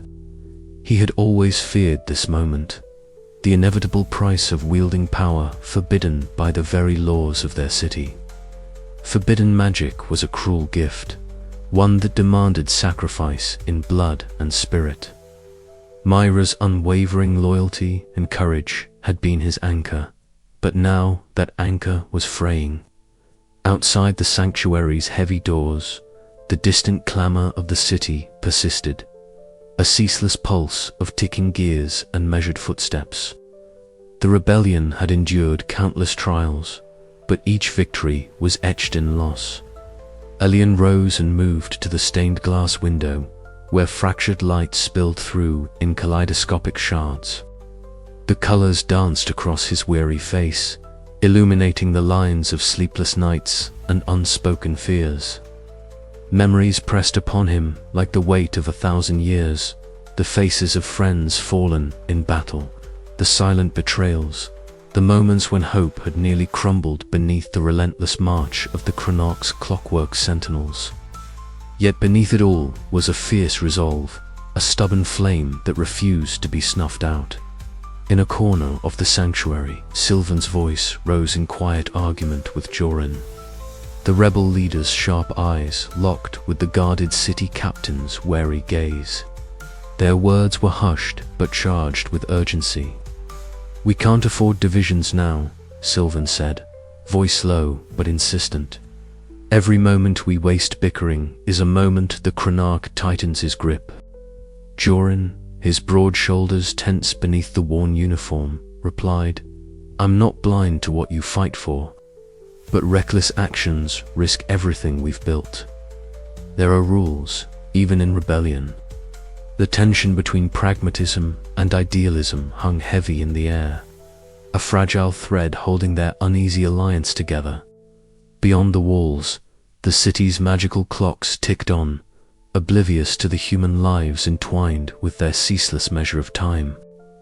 Elian called the rebels together as night deepened. Gathered around a flickering lantern, faces marked by hardship and determination reflected the flicker of firelight. He spoke of their sacrifices, of those who had fallen, of the scars borne silently. "Every step forward," he said, voice steady yet charged with emotion, "has been paid for in blood and hope. We stand at the edge of a turning point, where the past weighs heavy but the future is ours to shape." Murmurs of agreement rippled through the group. The weariness in their eyes was tempered by a fierce loyalty, a shared understanding that their fight was not just against the Chronarch, but against the very chains of destiny that bound their city. As the night deepened, Elian found a quiet moment beside Myra once more.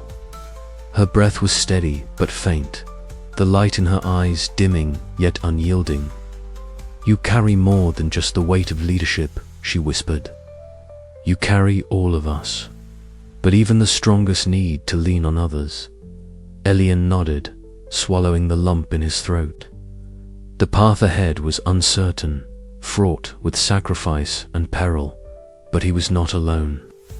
In the fragile silence of the sanctuary, amid the ticking of ancient gears and the echoes of past losses, a new hope stirred, a hope that the price they paid might one day bring true freedom.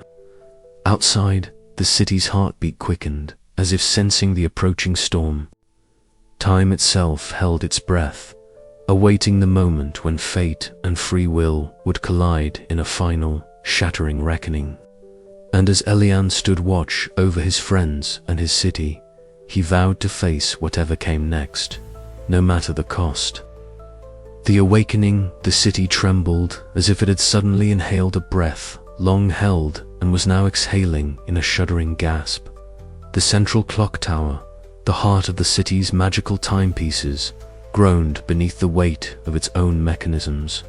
Enormous gears, some as wide as a man's arm, ground against each other with a grinding roar that echoed through every street and alleyway, every home and workshop. Shadows danced across the trembling walls, cast by the flickering light of the glowing clock faces that lined the tower's spires, their hands spinning erratically as if seized by some unseen force. Ilian stood at the edge of the workshop balcony, his sooty hands clenched tightly around the iron railing. His bright eyes, usually filled with curiosity and hope, now reflected a storm of emotions, fear, awe, and a fierce determination. Beside him, Mira's dark hair was streaked with silver strands that shimmered faintly under the dim light. Her fingers traced the intricate patterns of enchanted runes etched into the metal floor, glowing softly in tune with the pulsing heartbeat of the city. "It's happening," Mira whispered, her voice trembling but resolute. "The mechanical gods, they're waking." Elion nodded, swallowing the lump in his throat. The city's very lifeblood was tied to these ancient beings. Monstrous constructs, once mortal, now fused with the eternal march of time itself. For years, the curse had bound the people, chaining them to a fate dictated by these mechanical gods. But now, their full power was surfacing, threatening to unravel the fragile balance that had held for centuries. Deep beneath the city, in the labyrinth of clockworks where time seemed to slow and pulse with a living rhythm, Sylvan gathered the rebels. The chamber was dim, bathed in the warm glow of lanterns that cast long shadows on the walls lined with ancient machinery. Faces were drawn tight with worry and resolve, eyes reflecting the flickering light like stars caught in a storm. Tonight, Sylvan's voice rang out, steady and commanding. We face the storm that has been brewing for ages. The Chronoc's power grows unchecked, and if we do not act, time itself will fracture beyond repair. But we will not falter. We will stand as the pulse of freedom against the ticking chains of fate. A murmur of assent rippled through the gathered crowd. Elian stepped forward, his voice cutting through the charged atmosphere. We have the knowledge, the magic, and the will. The mechanical gods may bend time, but we will shape our own destiny. Above, the city's skies darkened as temporal distortions rippled through the air. Moments stretched and snapped, the sun flickering like a dying ember. The streets below twisted in impossible angles, buildings shifting as if caught in an endless loop of construction and decay. The air was thick with the metallic scent of ancient gears grinding, of magic unleashed and barely contained. In the heart of this chaos, the Chronoc emerged. The towering figure, clad in shifting gears and glowing clock faces, moved with a slow, deliberate grace. Its face was hidden behind a mask of interlocking cogs, each tick and turn echoing the relentless passage of time. The Chronoc's voice, a grinding echo that resonated through the city, spoke words that chilled the air. You meddle with forces beyond your understanding, Elian. Time is not a river to be diverted, but an ocean to be respected. The curse is the anchor that holds chaos at bay. Without it, all falls to ruin. Elian's gaze hardened. The curse is a chain. I will break it, no matter the cost. The ground shook as the mechanical gods stirred fully awake, their immense power surging like a tide poised to sweep away centuries of order and control. The city held its breath in that suspended moment, balanced between destruction and the promise of freedom. As Elian prepared to lead the charge into the coming battle, he felt the weight of every choice, every sacrifice, pressing down. The awakening was not just the rising of ancient machines, it was the dawning of a new era, where the fate of time itself would be contested in the forge of courage and hope.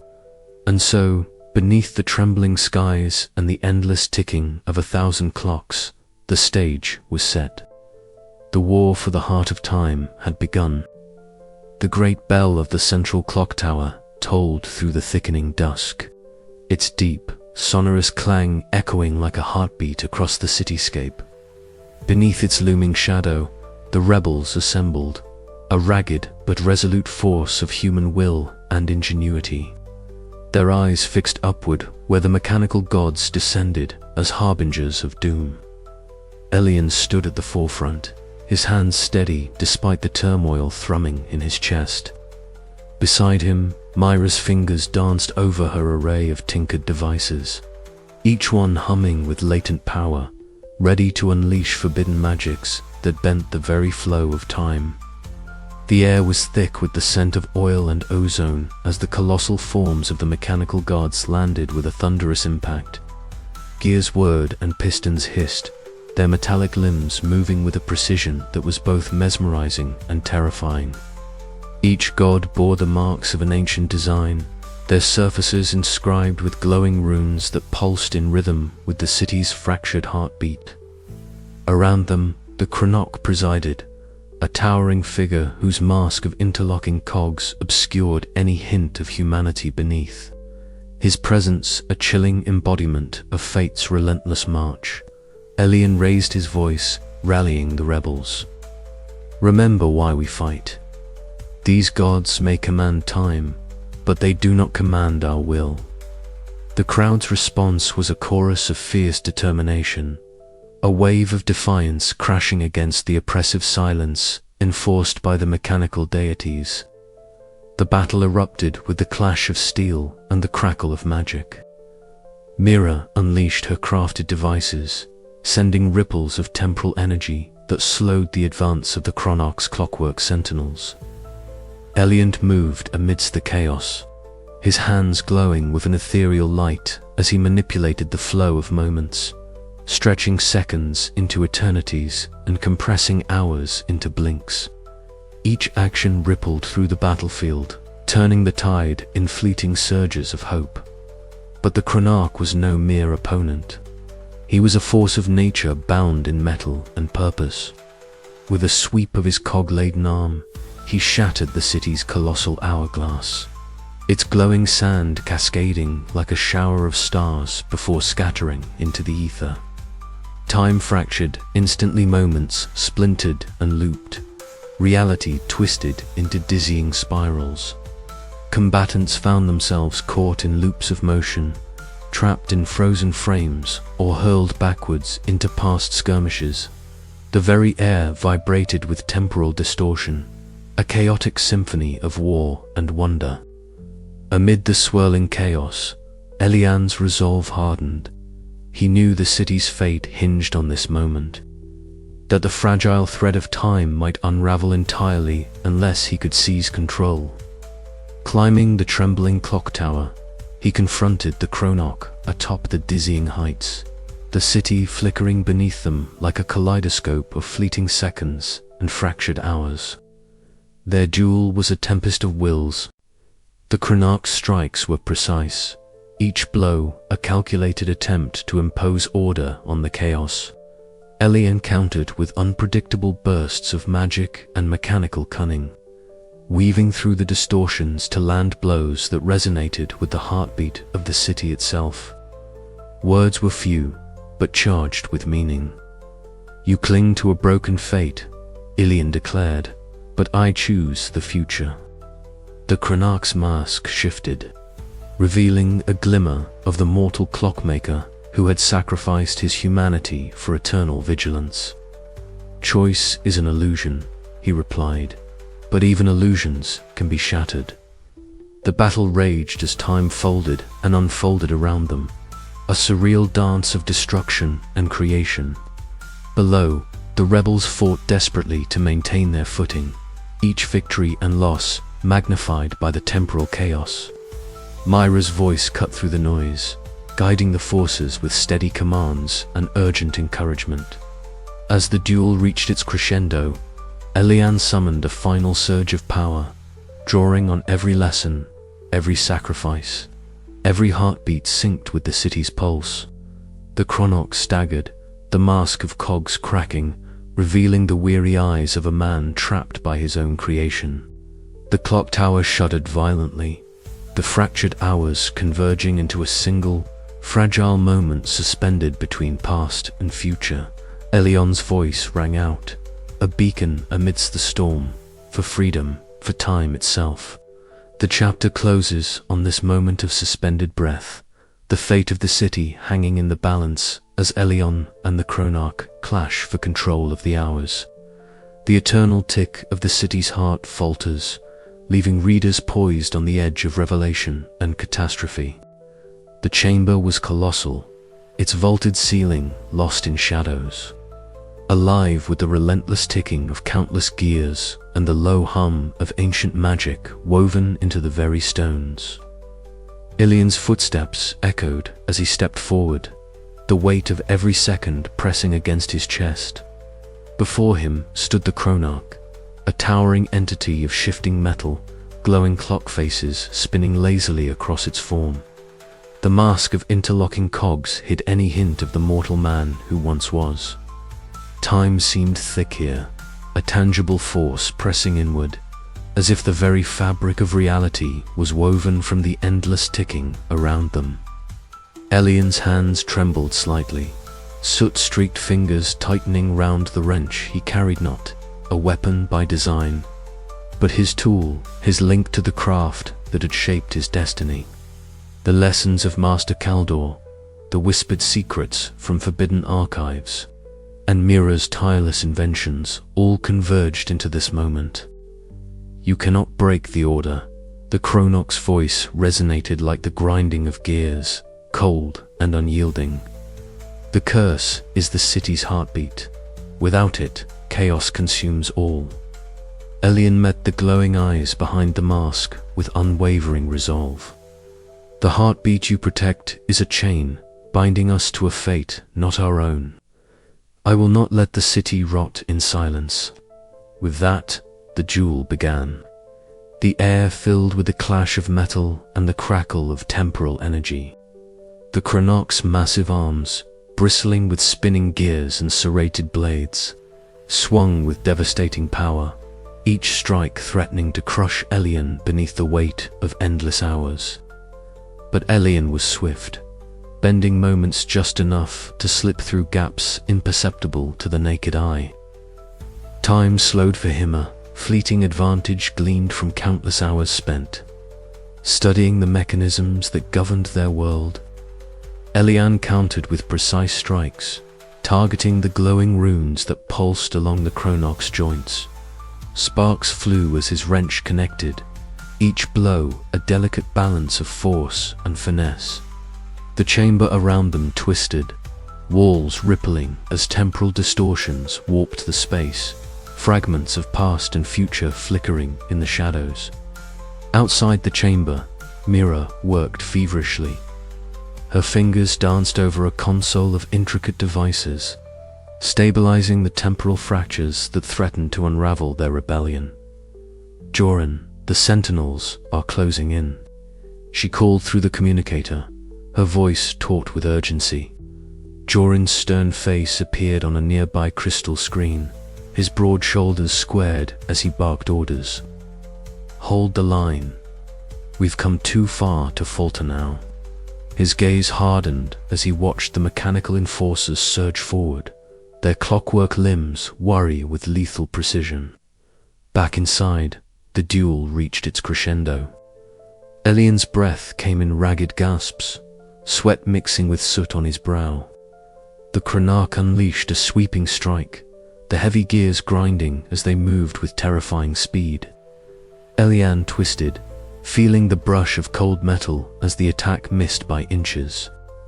In that instant, Elian saw beyond the mask the flicker of hesitation, a crack in the eternal vigilance that the Chronoc embodied.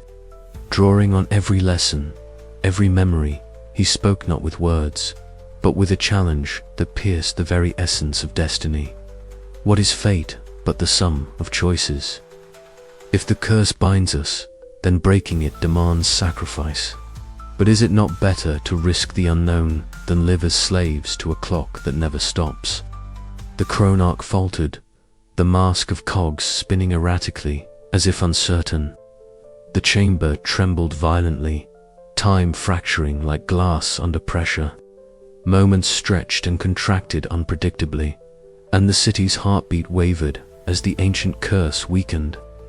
Elian seized the moment, his wrench striking true, shattering the core gear that powered the Chronoc's form. Metal screeched and sparks erupted as the mechanical god staggered, time itself quivering on the precipice of collapse. But victory was not assured. The fracture in time spread rapidly, threatening to consume everything. Elian's mind raced. Had he merely traded one prison for another? Was freedom worth the risk of annihilation? The chamber's shadows deepened, and the echoes of the battle faded into a heavy silence. Elian stood amidst the ruins of the duel, the city's future poised precariously between hope and despair. Somewhere beyond the walls, Mira's voice crackled with urgency, and Joran's determined gaze burned with the promise of change. In that suspended moment, Elian knew that the fracture of fate was only the beginning. The dance between control and freedom, order and chaos, had entered a new and uncertain phase, one where every heartbeat, every tick, would be a choice made anew. And so, with the weight of countless hours pressing on him, Elian prepared to face whatever dawn awaited, the endless tick echoing in his soul.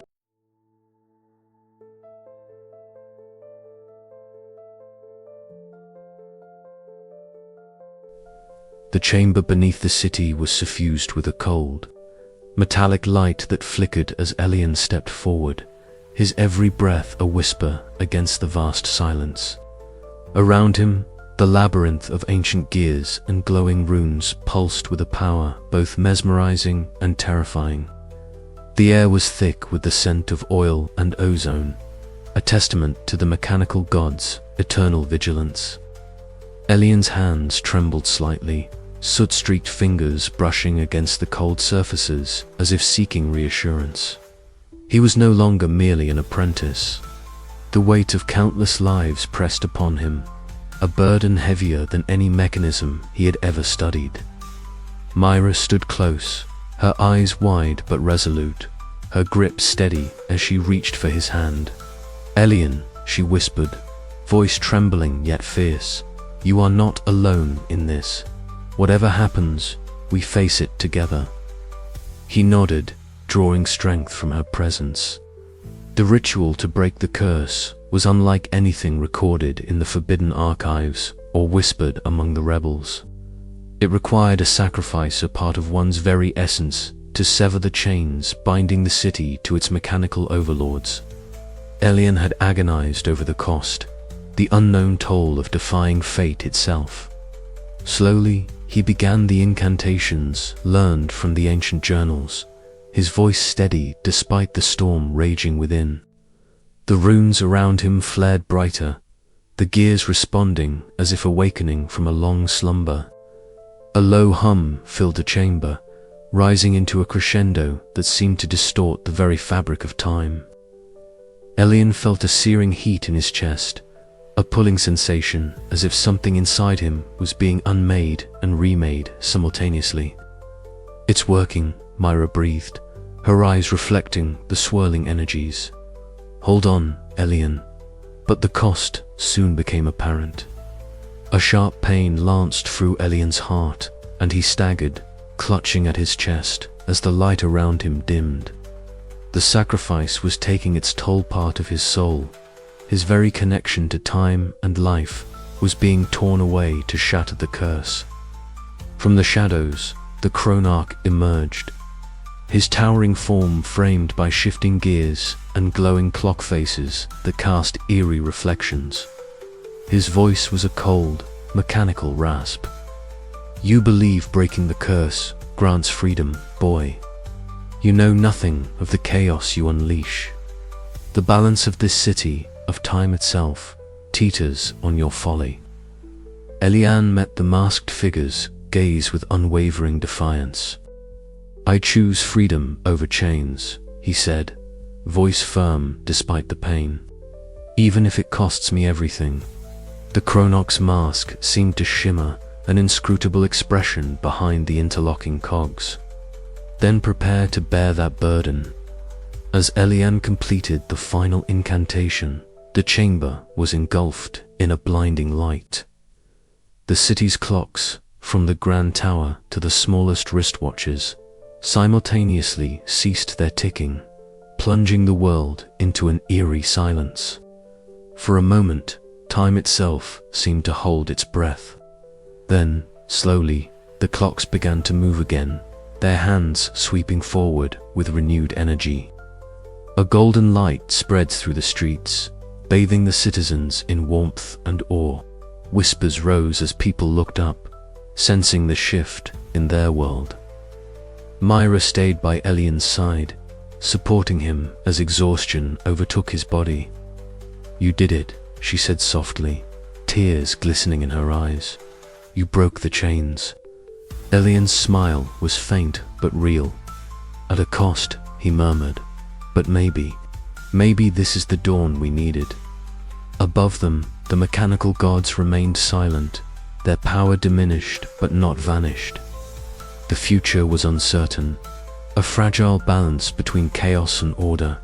Yet, in breaking the curse, Elian had ignited a spark of hope that could not be extinguished.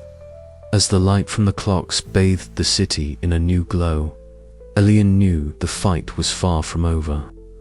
But for the first time, the people held the possibility of true freedom in their hands. And with that thought, The endless tick of time resumed its dance, forever altered but unbroken. The chamber hummed with the fading remnants of power, the air thick with the scent of burnt oil and ancient magic.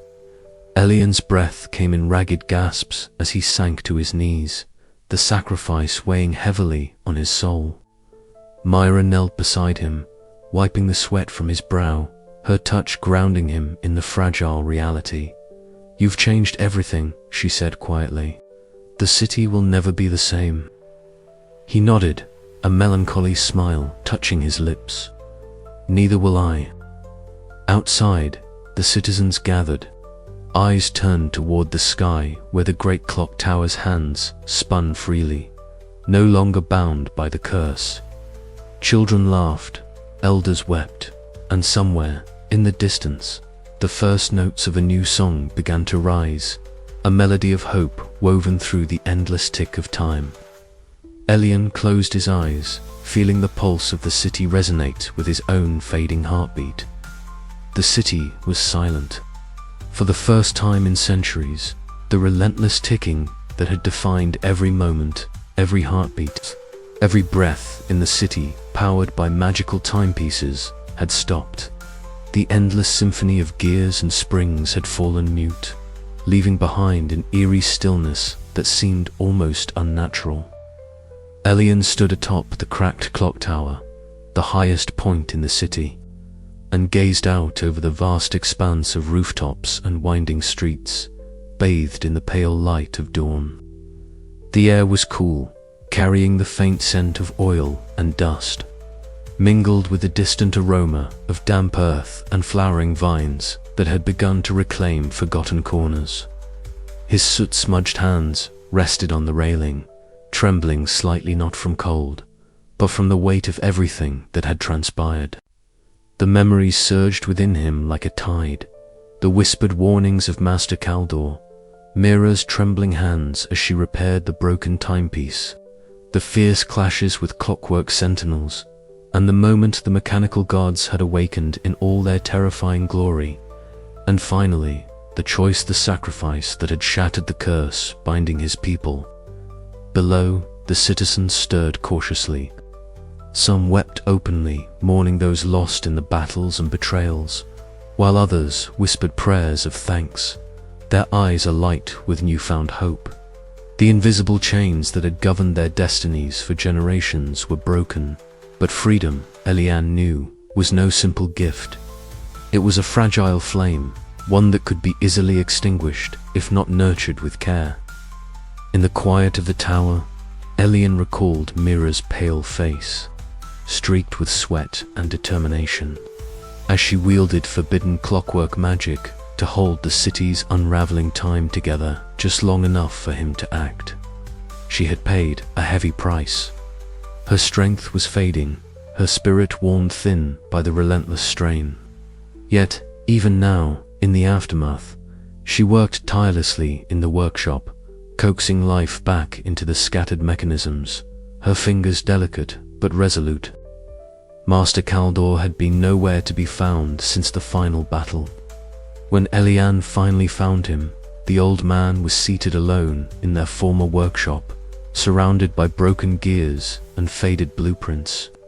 His eyes, once sharp and commanding, were clouded with regret and exhaustion. "You've done what I feared and hoped would never come," Caldor said softly. "The city is free, but it is also vulnerable. The balance we maintained, flawed as it was, kept chaos at bay. Now, the future is uncertain." Sylvan and Joran arrived soon after, their faces marked by the scars of conflict and the burden of leadership. Sylvan's voice was steady but tinged with urgency as they discussed the fragile state of the city. "We face a crossroads," she said. "Without the curse and the mechanical gods, we must decide who will guide this new era. Will we rebuild through unity or fracture under the weight of old fears and new ambitions?" Joran, once an enforcer of the Chronok's harsh laws, now stood as a reluctant ally. His broad shoulders bore the visible tension of a man caught between his past and the hope for change. Order must be restored, he insisted. But it cannot come at the cost of freedom. We must find a balance. Elian listened, feeling the familiar ache of responsibility settle deep within his chest. The path ahead was uncharted and fraught with peril, but it was theirs to shape. The city's heartbeat, once dictated by enchanted clocks and ancient curses, now relied on the collective will of its people. As the sun climbed higher, casting golden light across the city, Elian descended from the tower. The streets were alive with cautious steps and whispered conversations. Children played in the shadow of silent clock towers, their laughter a fragile melody against the backdrop of a world transformed. Elian's gaze settled on a small, intricately carved clock lying abandoned on a nearby bench. He picked it up gently, feeling the absence of its once steady tick. "This is just the beginning," he whispered. "Time may no longer bind us, but it will always move forward, and so must we."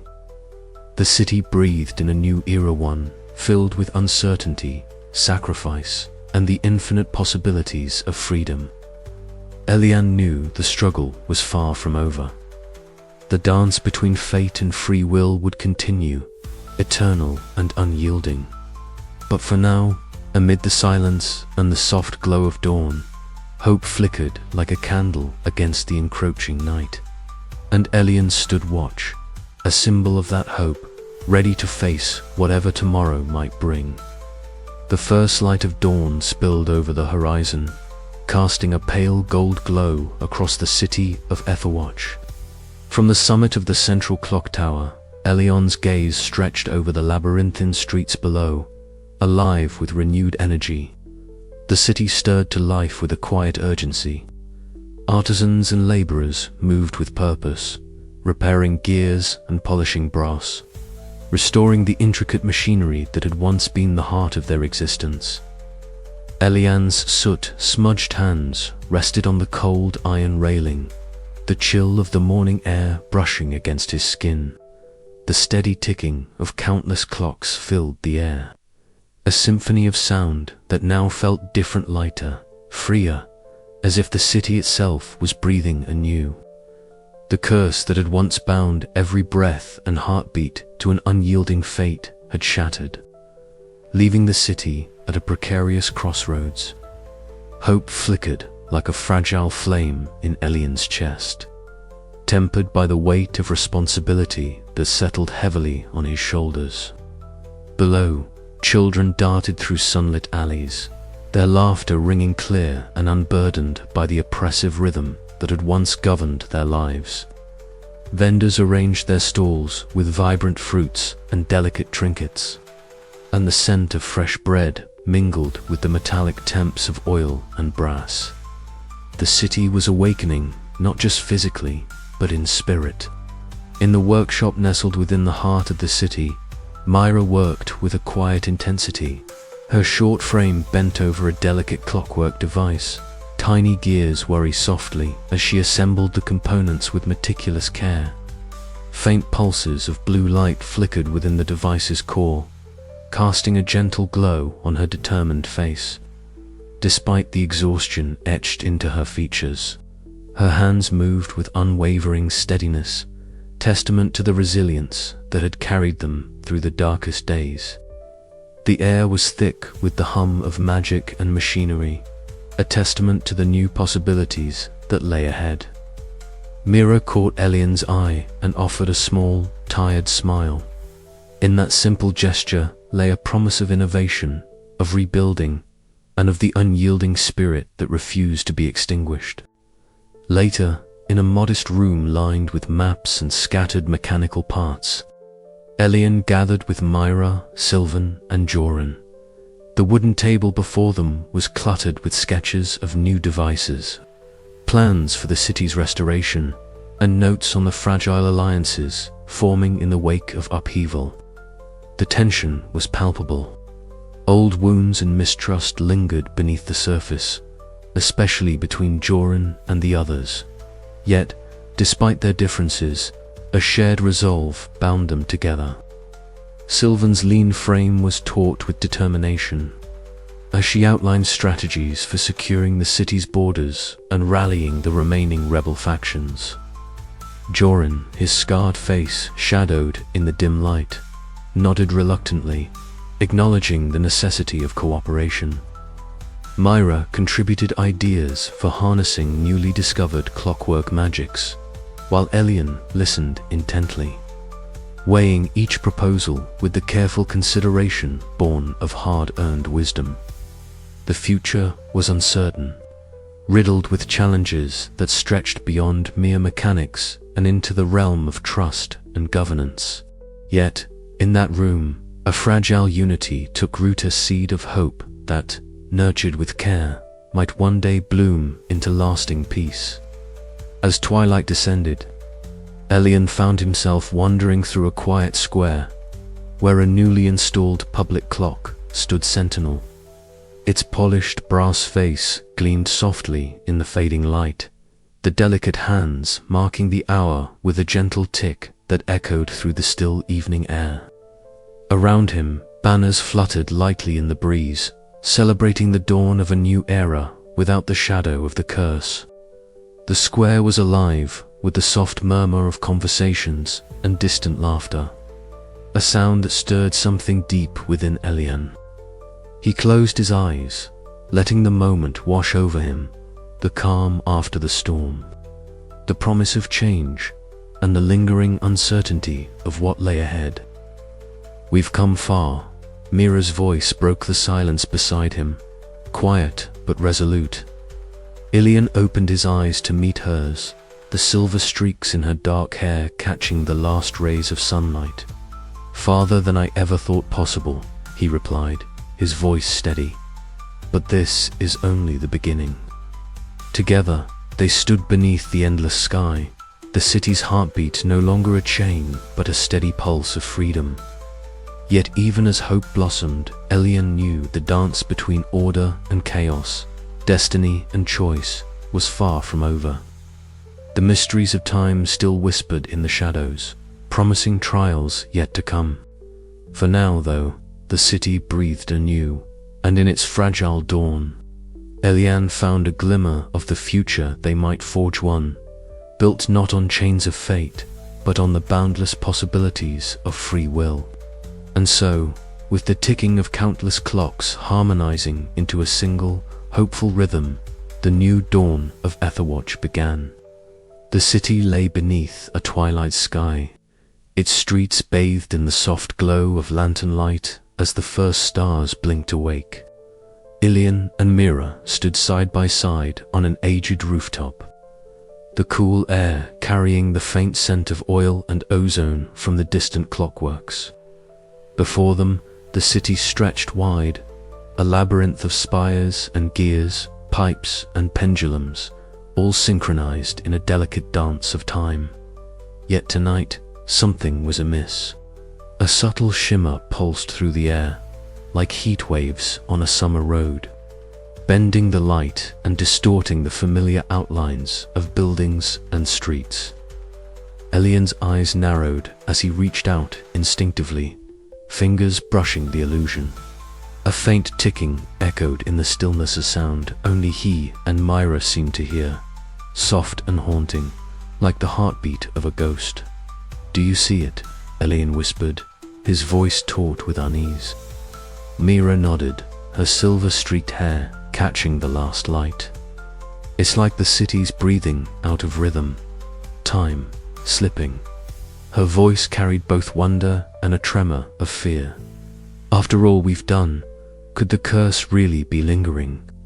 They had broken the chainsaw, so they believed. The clocks had stopped and restarted, the mechanical gods silenced, and the chronarch defeated. The city now held a fragile peace, one forged from sacrifice and hope.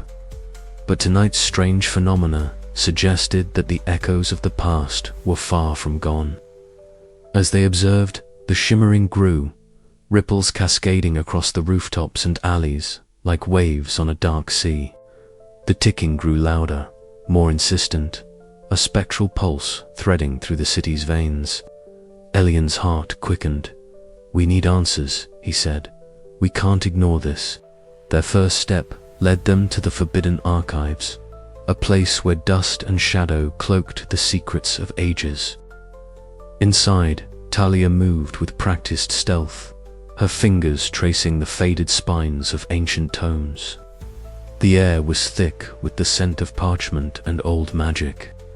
She pulled a heavy volume from the shelf, its cover etched with symbols that seemed to shift beneath the dim light.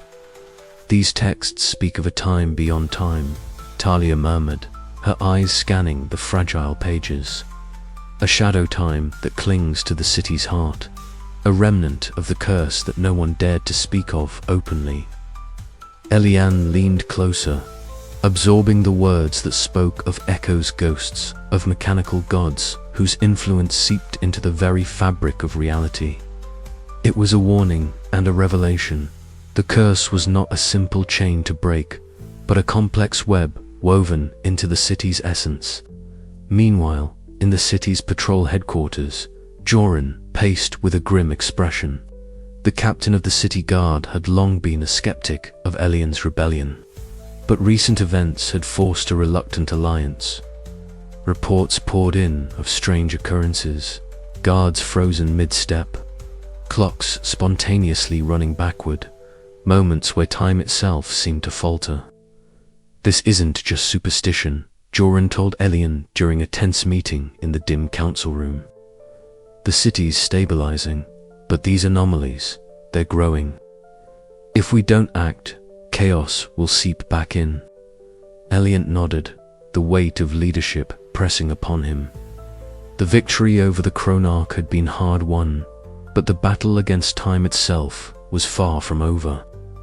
Back beneath the city, in the sanctuary where gears whispered secrets and ancient magic lingered, Myra and Elian worked tirelessly. Before them lay a complex clockwork device, its delicate cogs and levers humming with barely contained energy. This invention, born of Myra's ingenuity and Elian's knowledge, was designed to detect the subtle distortions twisting through the city's temporal fabric.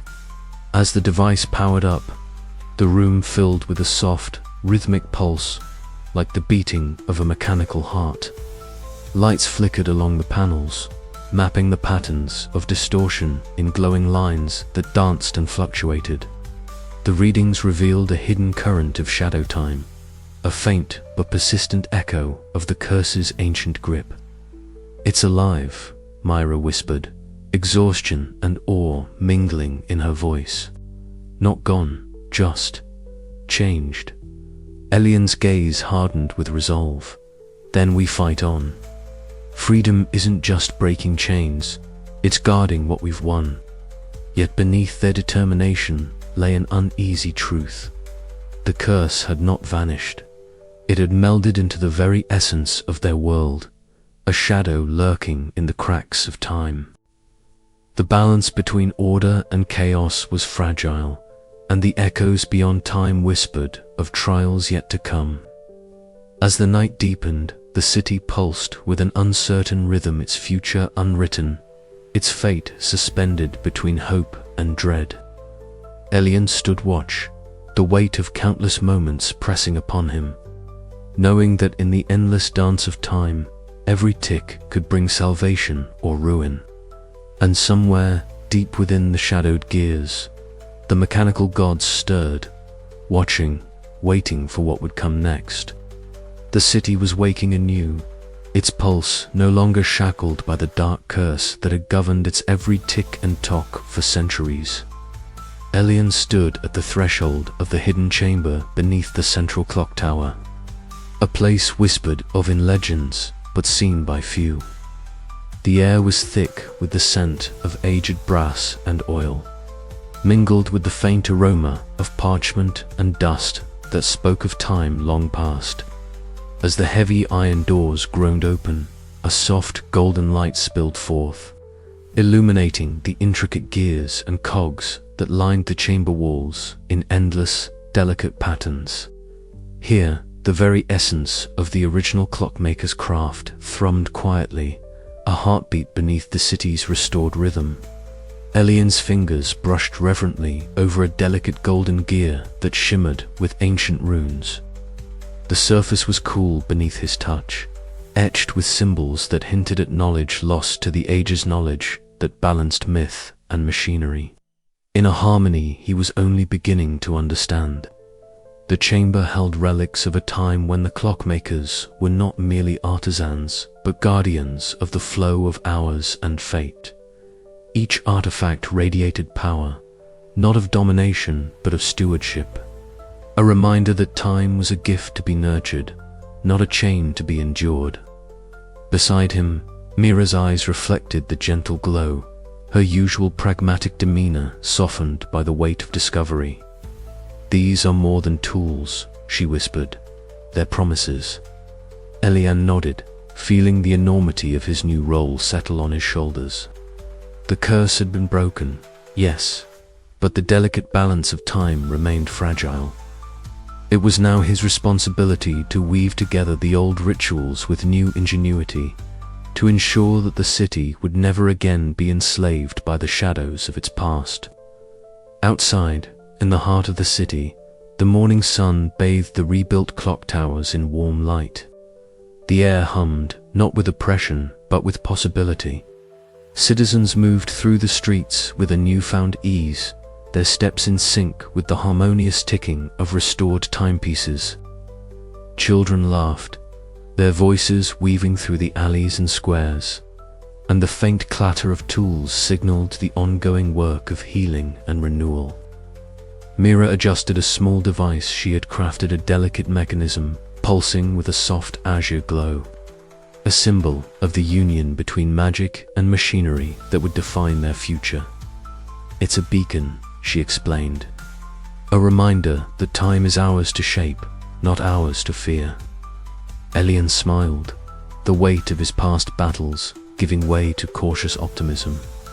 Yet beneath the surface, the memories of sacrifice and loss stirred a reminder that freedom was not without cost. Later, in the quiet sanctuary of the workshop, Elian and Mira pored over the ancient manuscripts and blueprints recovered from the hidden chamber. The flickering candlelight cast shifting shadows across the pages, illuminating intricate designs and cryptic annotations. Mira's fingers traced the delicate script, her eyes weary but fierce with determination. These blueprints, they're more than instructions, they're a philosophy. Elian's voice broke the silence, soft yet resolute. "We must be vigilant. The curse may be broken, but time still holds secrets. We are its guardians now." Their shared resolve forged a silent pact, a commitment to protect the fragile balance they had won through courage and sacrifice. In a quiet corner of the city, Master Kaldor sat near the hearth, the flickering flames casting a warm glow over his gaunt features. His eyes, deep set and shadowed with the weight of years, watched Elian with a mixture of pride and melancholy. The old mentor's hands rested on his knees, steady yet worn from decades of devotion to the craft. Outside, the city's clocks chimed in perfect unison, a chorus heralding a new era. "You carry a heavy burden," Kaldor murmured, his voice rough but kind, "but it is one befitting a true clockmaker." Elian nodded, the room heavy with unspoken understanding. The past was a foundation, not a prison. The future was uncertain, yet it shimmered with possibility, a tapestry they would weave together, thread by thread. As the night deepened, Elian stood once more beneath the stars. The city, alive with the gentle hum of time, resumed. Somewhere in the distance, a clock chimed softly, its sound both a farewell to old chains and a cautious welcome to the endless dance of destiny and free will. The legacy of the clockmaker was not a crown to be worn, but a mantle to be borne, a promise etched in gears and dreams, forever turning onward. The chamber within the central clock tower was hushed, save for the steady, rhythmic ticking that filled the vast space like a heartbeat, steady, precise, unyielding. Elian stood beneath the immense dial, its surface a labyrinth of interlocking glyphs and arcane symbols that shimmered faintly in the low light. His slender fingers hovered over them, tracing ancient lines that pulsed with a subtle magic. The city around him hummed with renewed life, the curse broken and time flowing freer than it had in centuries. Yet, despite the tentative peace, an unsettling sensation coursed through him. Whisper carried on the edge of silence. For days, since the breaking of the curse, Elian had been plagued by dreams and visions that felt less like figments of his imagination and more like messages. Tonight, their source revealed itself, as the clock's hands moved in their eternal dance. A soft murmur began to resonate from the mechanisms deep within the tower's heart. It was a voice, or rather many voices, mechanical in timbre, layered with the ethereal cadence of something beyond mortal comprehension. The whispers of the mechanical gods. Elian's breath caught. The legends, half forgotten and buried beneath layers of time and myth, spoke of these entities, beings of both creation and constraint, guardians of the flow and fabric of time. Once, they had bound the city in a curse to preserve order, but always at a cost. Now that the curse was shattered, the gods spoke again, not in anger, but in warning, balance, fragile as spun glass, order and chaos entwined. The voices echoed softly, like wind through gears. Elian felt their weight settle around him, a pressing reminder that freedom was not the end, but the beginning of a new trial. Later, in the warm clutter of Myra's workshop, the air thick with the scent of oil and metal, the two friends pored over ancient schematics and cryptic glyphs. Candlelight flickered, casting dancing shadows across the walls lined with clockwork parts and tools. Myra's fingers worked nimbly, adjusting delicate mechanisms while Elian translated the fragmented signals they had intercepted from the gods' whispers. Each phrase decrypted brought new questions, and yet also a glimmer of hope. "They're telling us the curse was only one thread in a greater tapestry," Elian mused, voice low and steady. "The mechanical gods guard the fragile balance between order and chaos. If we're not careful, breaking one chain could unravel everything." Myra's eyes narrowed, determination hardening her features. "Then we need to be ready for whatever comes next." As twilight deepened outside, Elian found himself on the rooftop overlooking the city. Below, the countless clocks chimed in unison, a symphony of time echoing through the streets and alleys. The city's pulse was no longer shackled but danced to a freer rhythm. Yet, beneath the surface, the whispers of the gods stirred restless shadows within his mind. He pondered the delicate dance of fate and free will, the choices that had brought him here, and the uncertain path ahead. Suddenly, the air shifted. A spectral presence coalesced before him, a towering figure cloaked in shifting gears and glowing clock faces. The chronarch, visage hidden behind a mask of interlocking cogs, regarded Elian with eyes that seemed to pierce through time itself. "You have undone what was forged to hold chaos at bay," the voice rumbled, grinding like ancient machinery. "But the dance continues. Beware the balance, apprentice, for the next step may be the last." Elian met the gaze, feeling not fear but a steely resolve. "Then I will face it, whatever comes. For the city, for its people, and for time itself." The chronarch's form dissipated, leaving only the echo of his warning hanging in the air. Elian knew that the road ahead would be fraught with peril, that the whispers of tomorrow carried the weight of destiny's continuing battle. Yet, in that moment, amid the ticking gears and whispered warnings, hope flickered a relentless spark against the encroaching shadows. With Myra by his side, and the legacy of the clockmakers guiding him. Ilian stepped forward into the unknown, ready to guard the fragile future of the city and the eternal dance of time. Still, as the first light of dawn crept over the horizon, the question lingered in Elian's mind: what new trials awaited beyond the whispers? And would he be ready to meet them when time itself called once more? The endless tick continued, a promise and a challenge intertwined. As the story of the clockmaker and his city entered a new, uncertain chapter, the first light of dawn washed over the city like a gentle tide, spilling golden hues across the countless clock faces that adorned every building, every spire, every tower. From his vantage atop the highest clock tower, Elian stood alone, the cool morning breeze tousling his soot-streaked hair. Around him, the intricate mechanisms of the city's heart ticked in harmonious cadence, a symphony of life that was no longer a prison but a delicate promise. He inhaled the crisp air deeply, feeling the pulse of time ripple through the gears beneath his feet.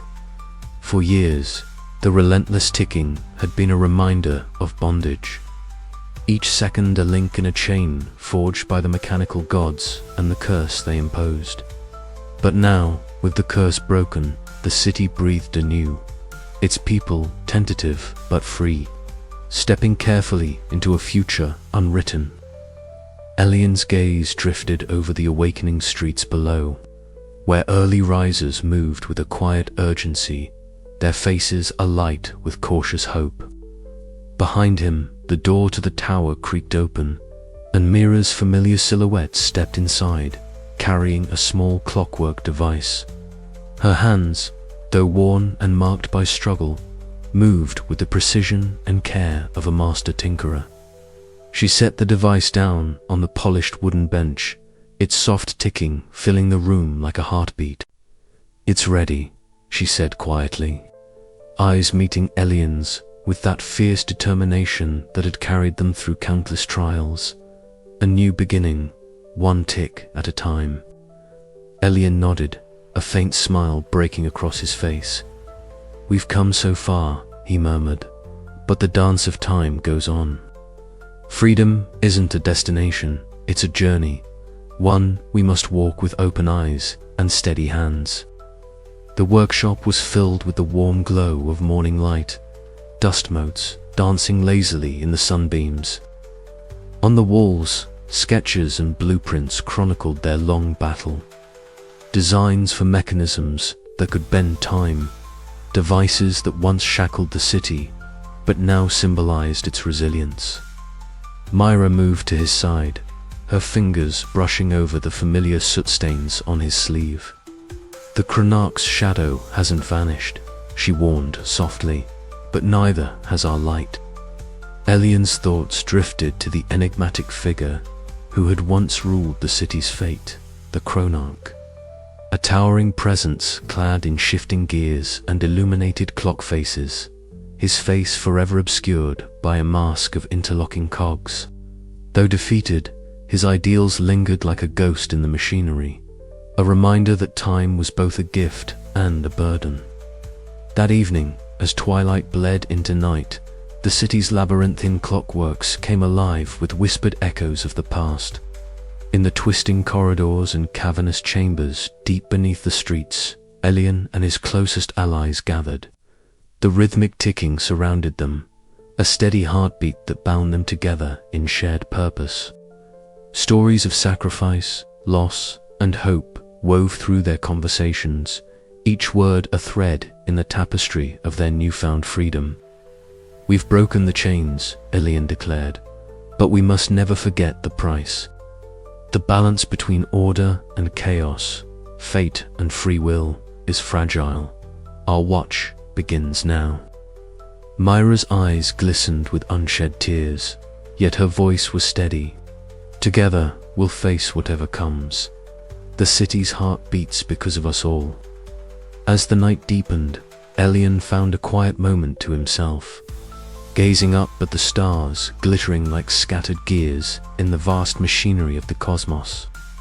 Time stretched infinitely before him, a vast, uncharted expanse filled with possibility and peril. The curse was broken, but the eternal tick endured, a reminder that the struggle for freedom was never truly over. He placed a hand over his heart, feeling the steady rhythm within. For the city, for its people, he whispered, "I will stand watch." And somewhere, beyond the veil of reality, the faintest echo of the Chronarch's mask flickered, a silent promise that the dance between destiny and choice would continue, endless as the tick of a clock, eternal as time itself. As Elian descended the tower to join Myra and the others, the city's great clock chimed midnight, marking not an end but a new beginning. The endless tick carried on, a heartbeat of hope amid the ever-turning gears of fate.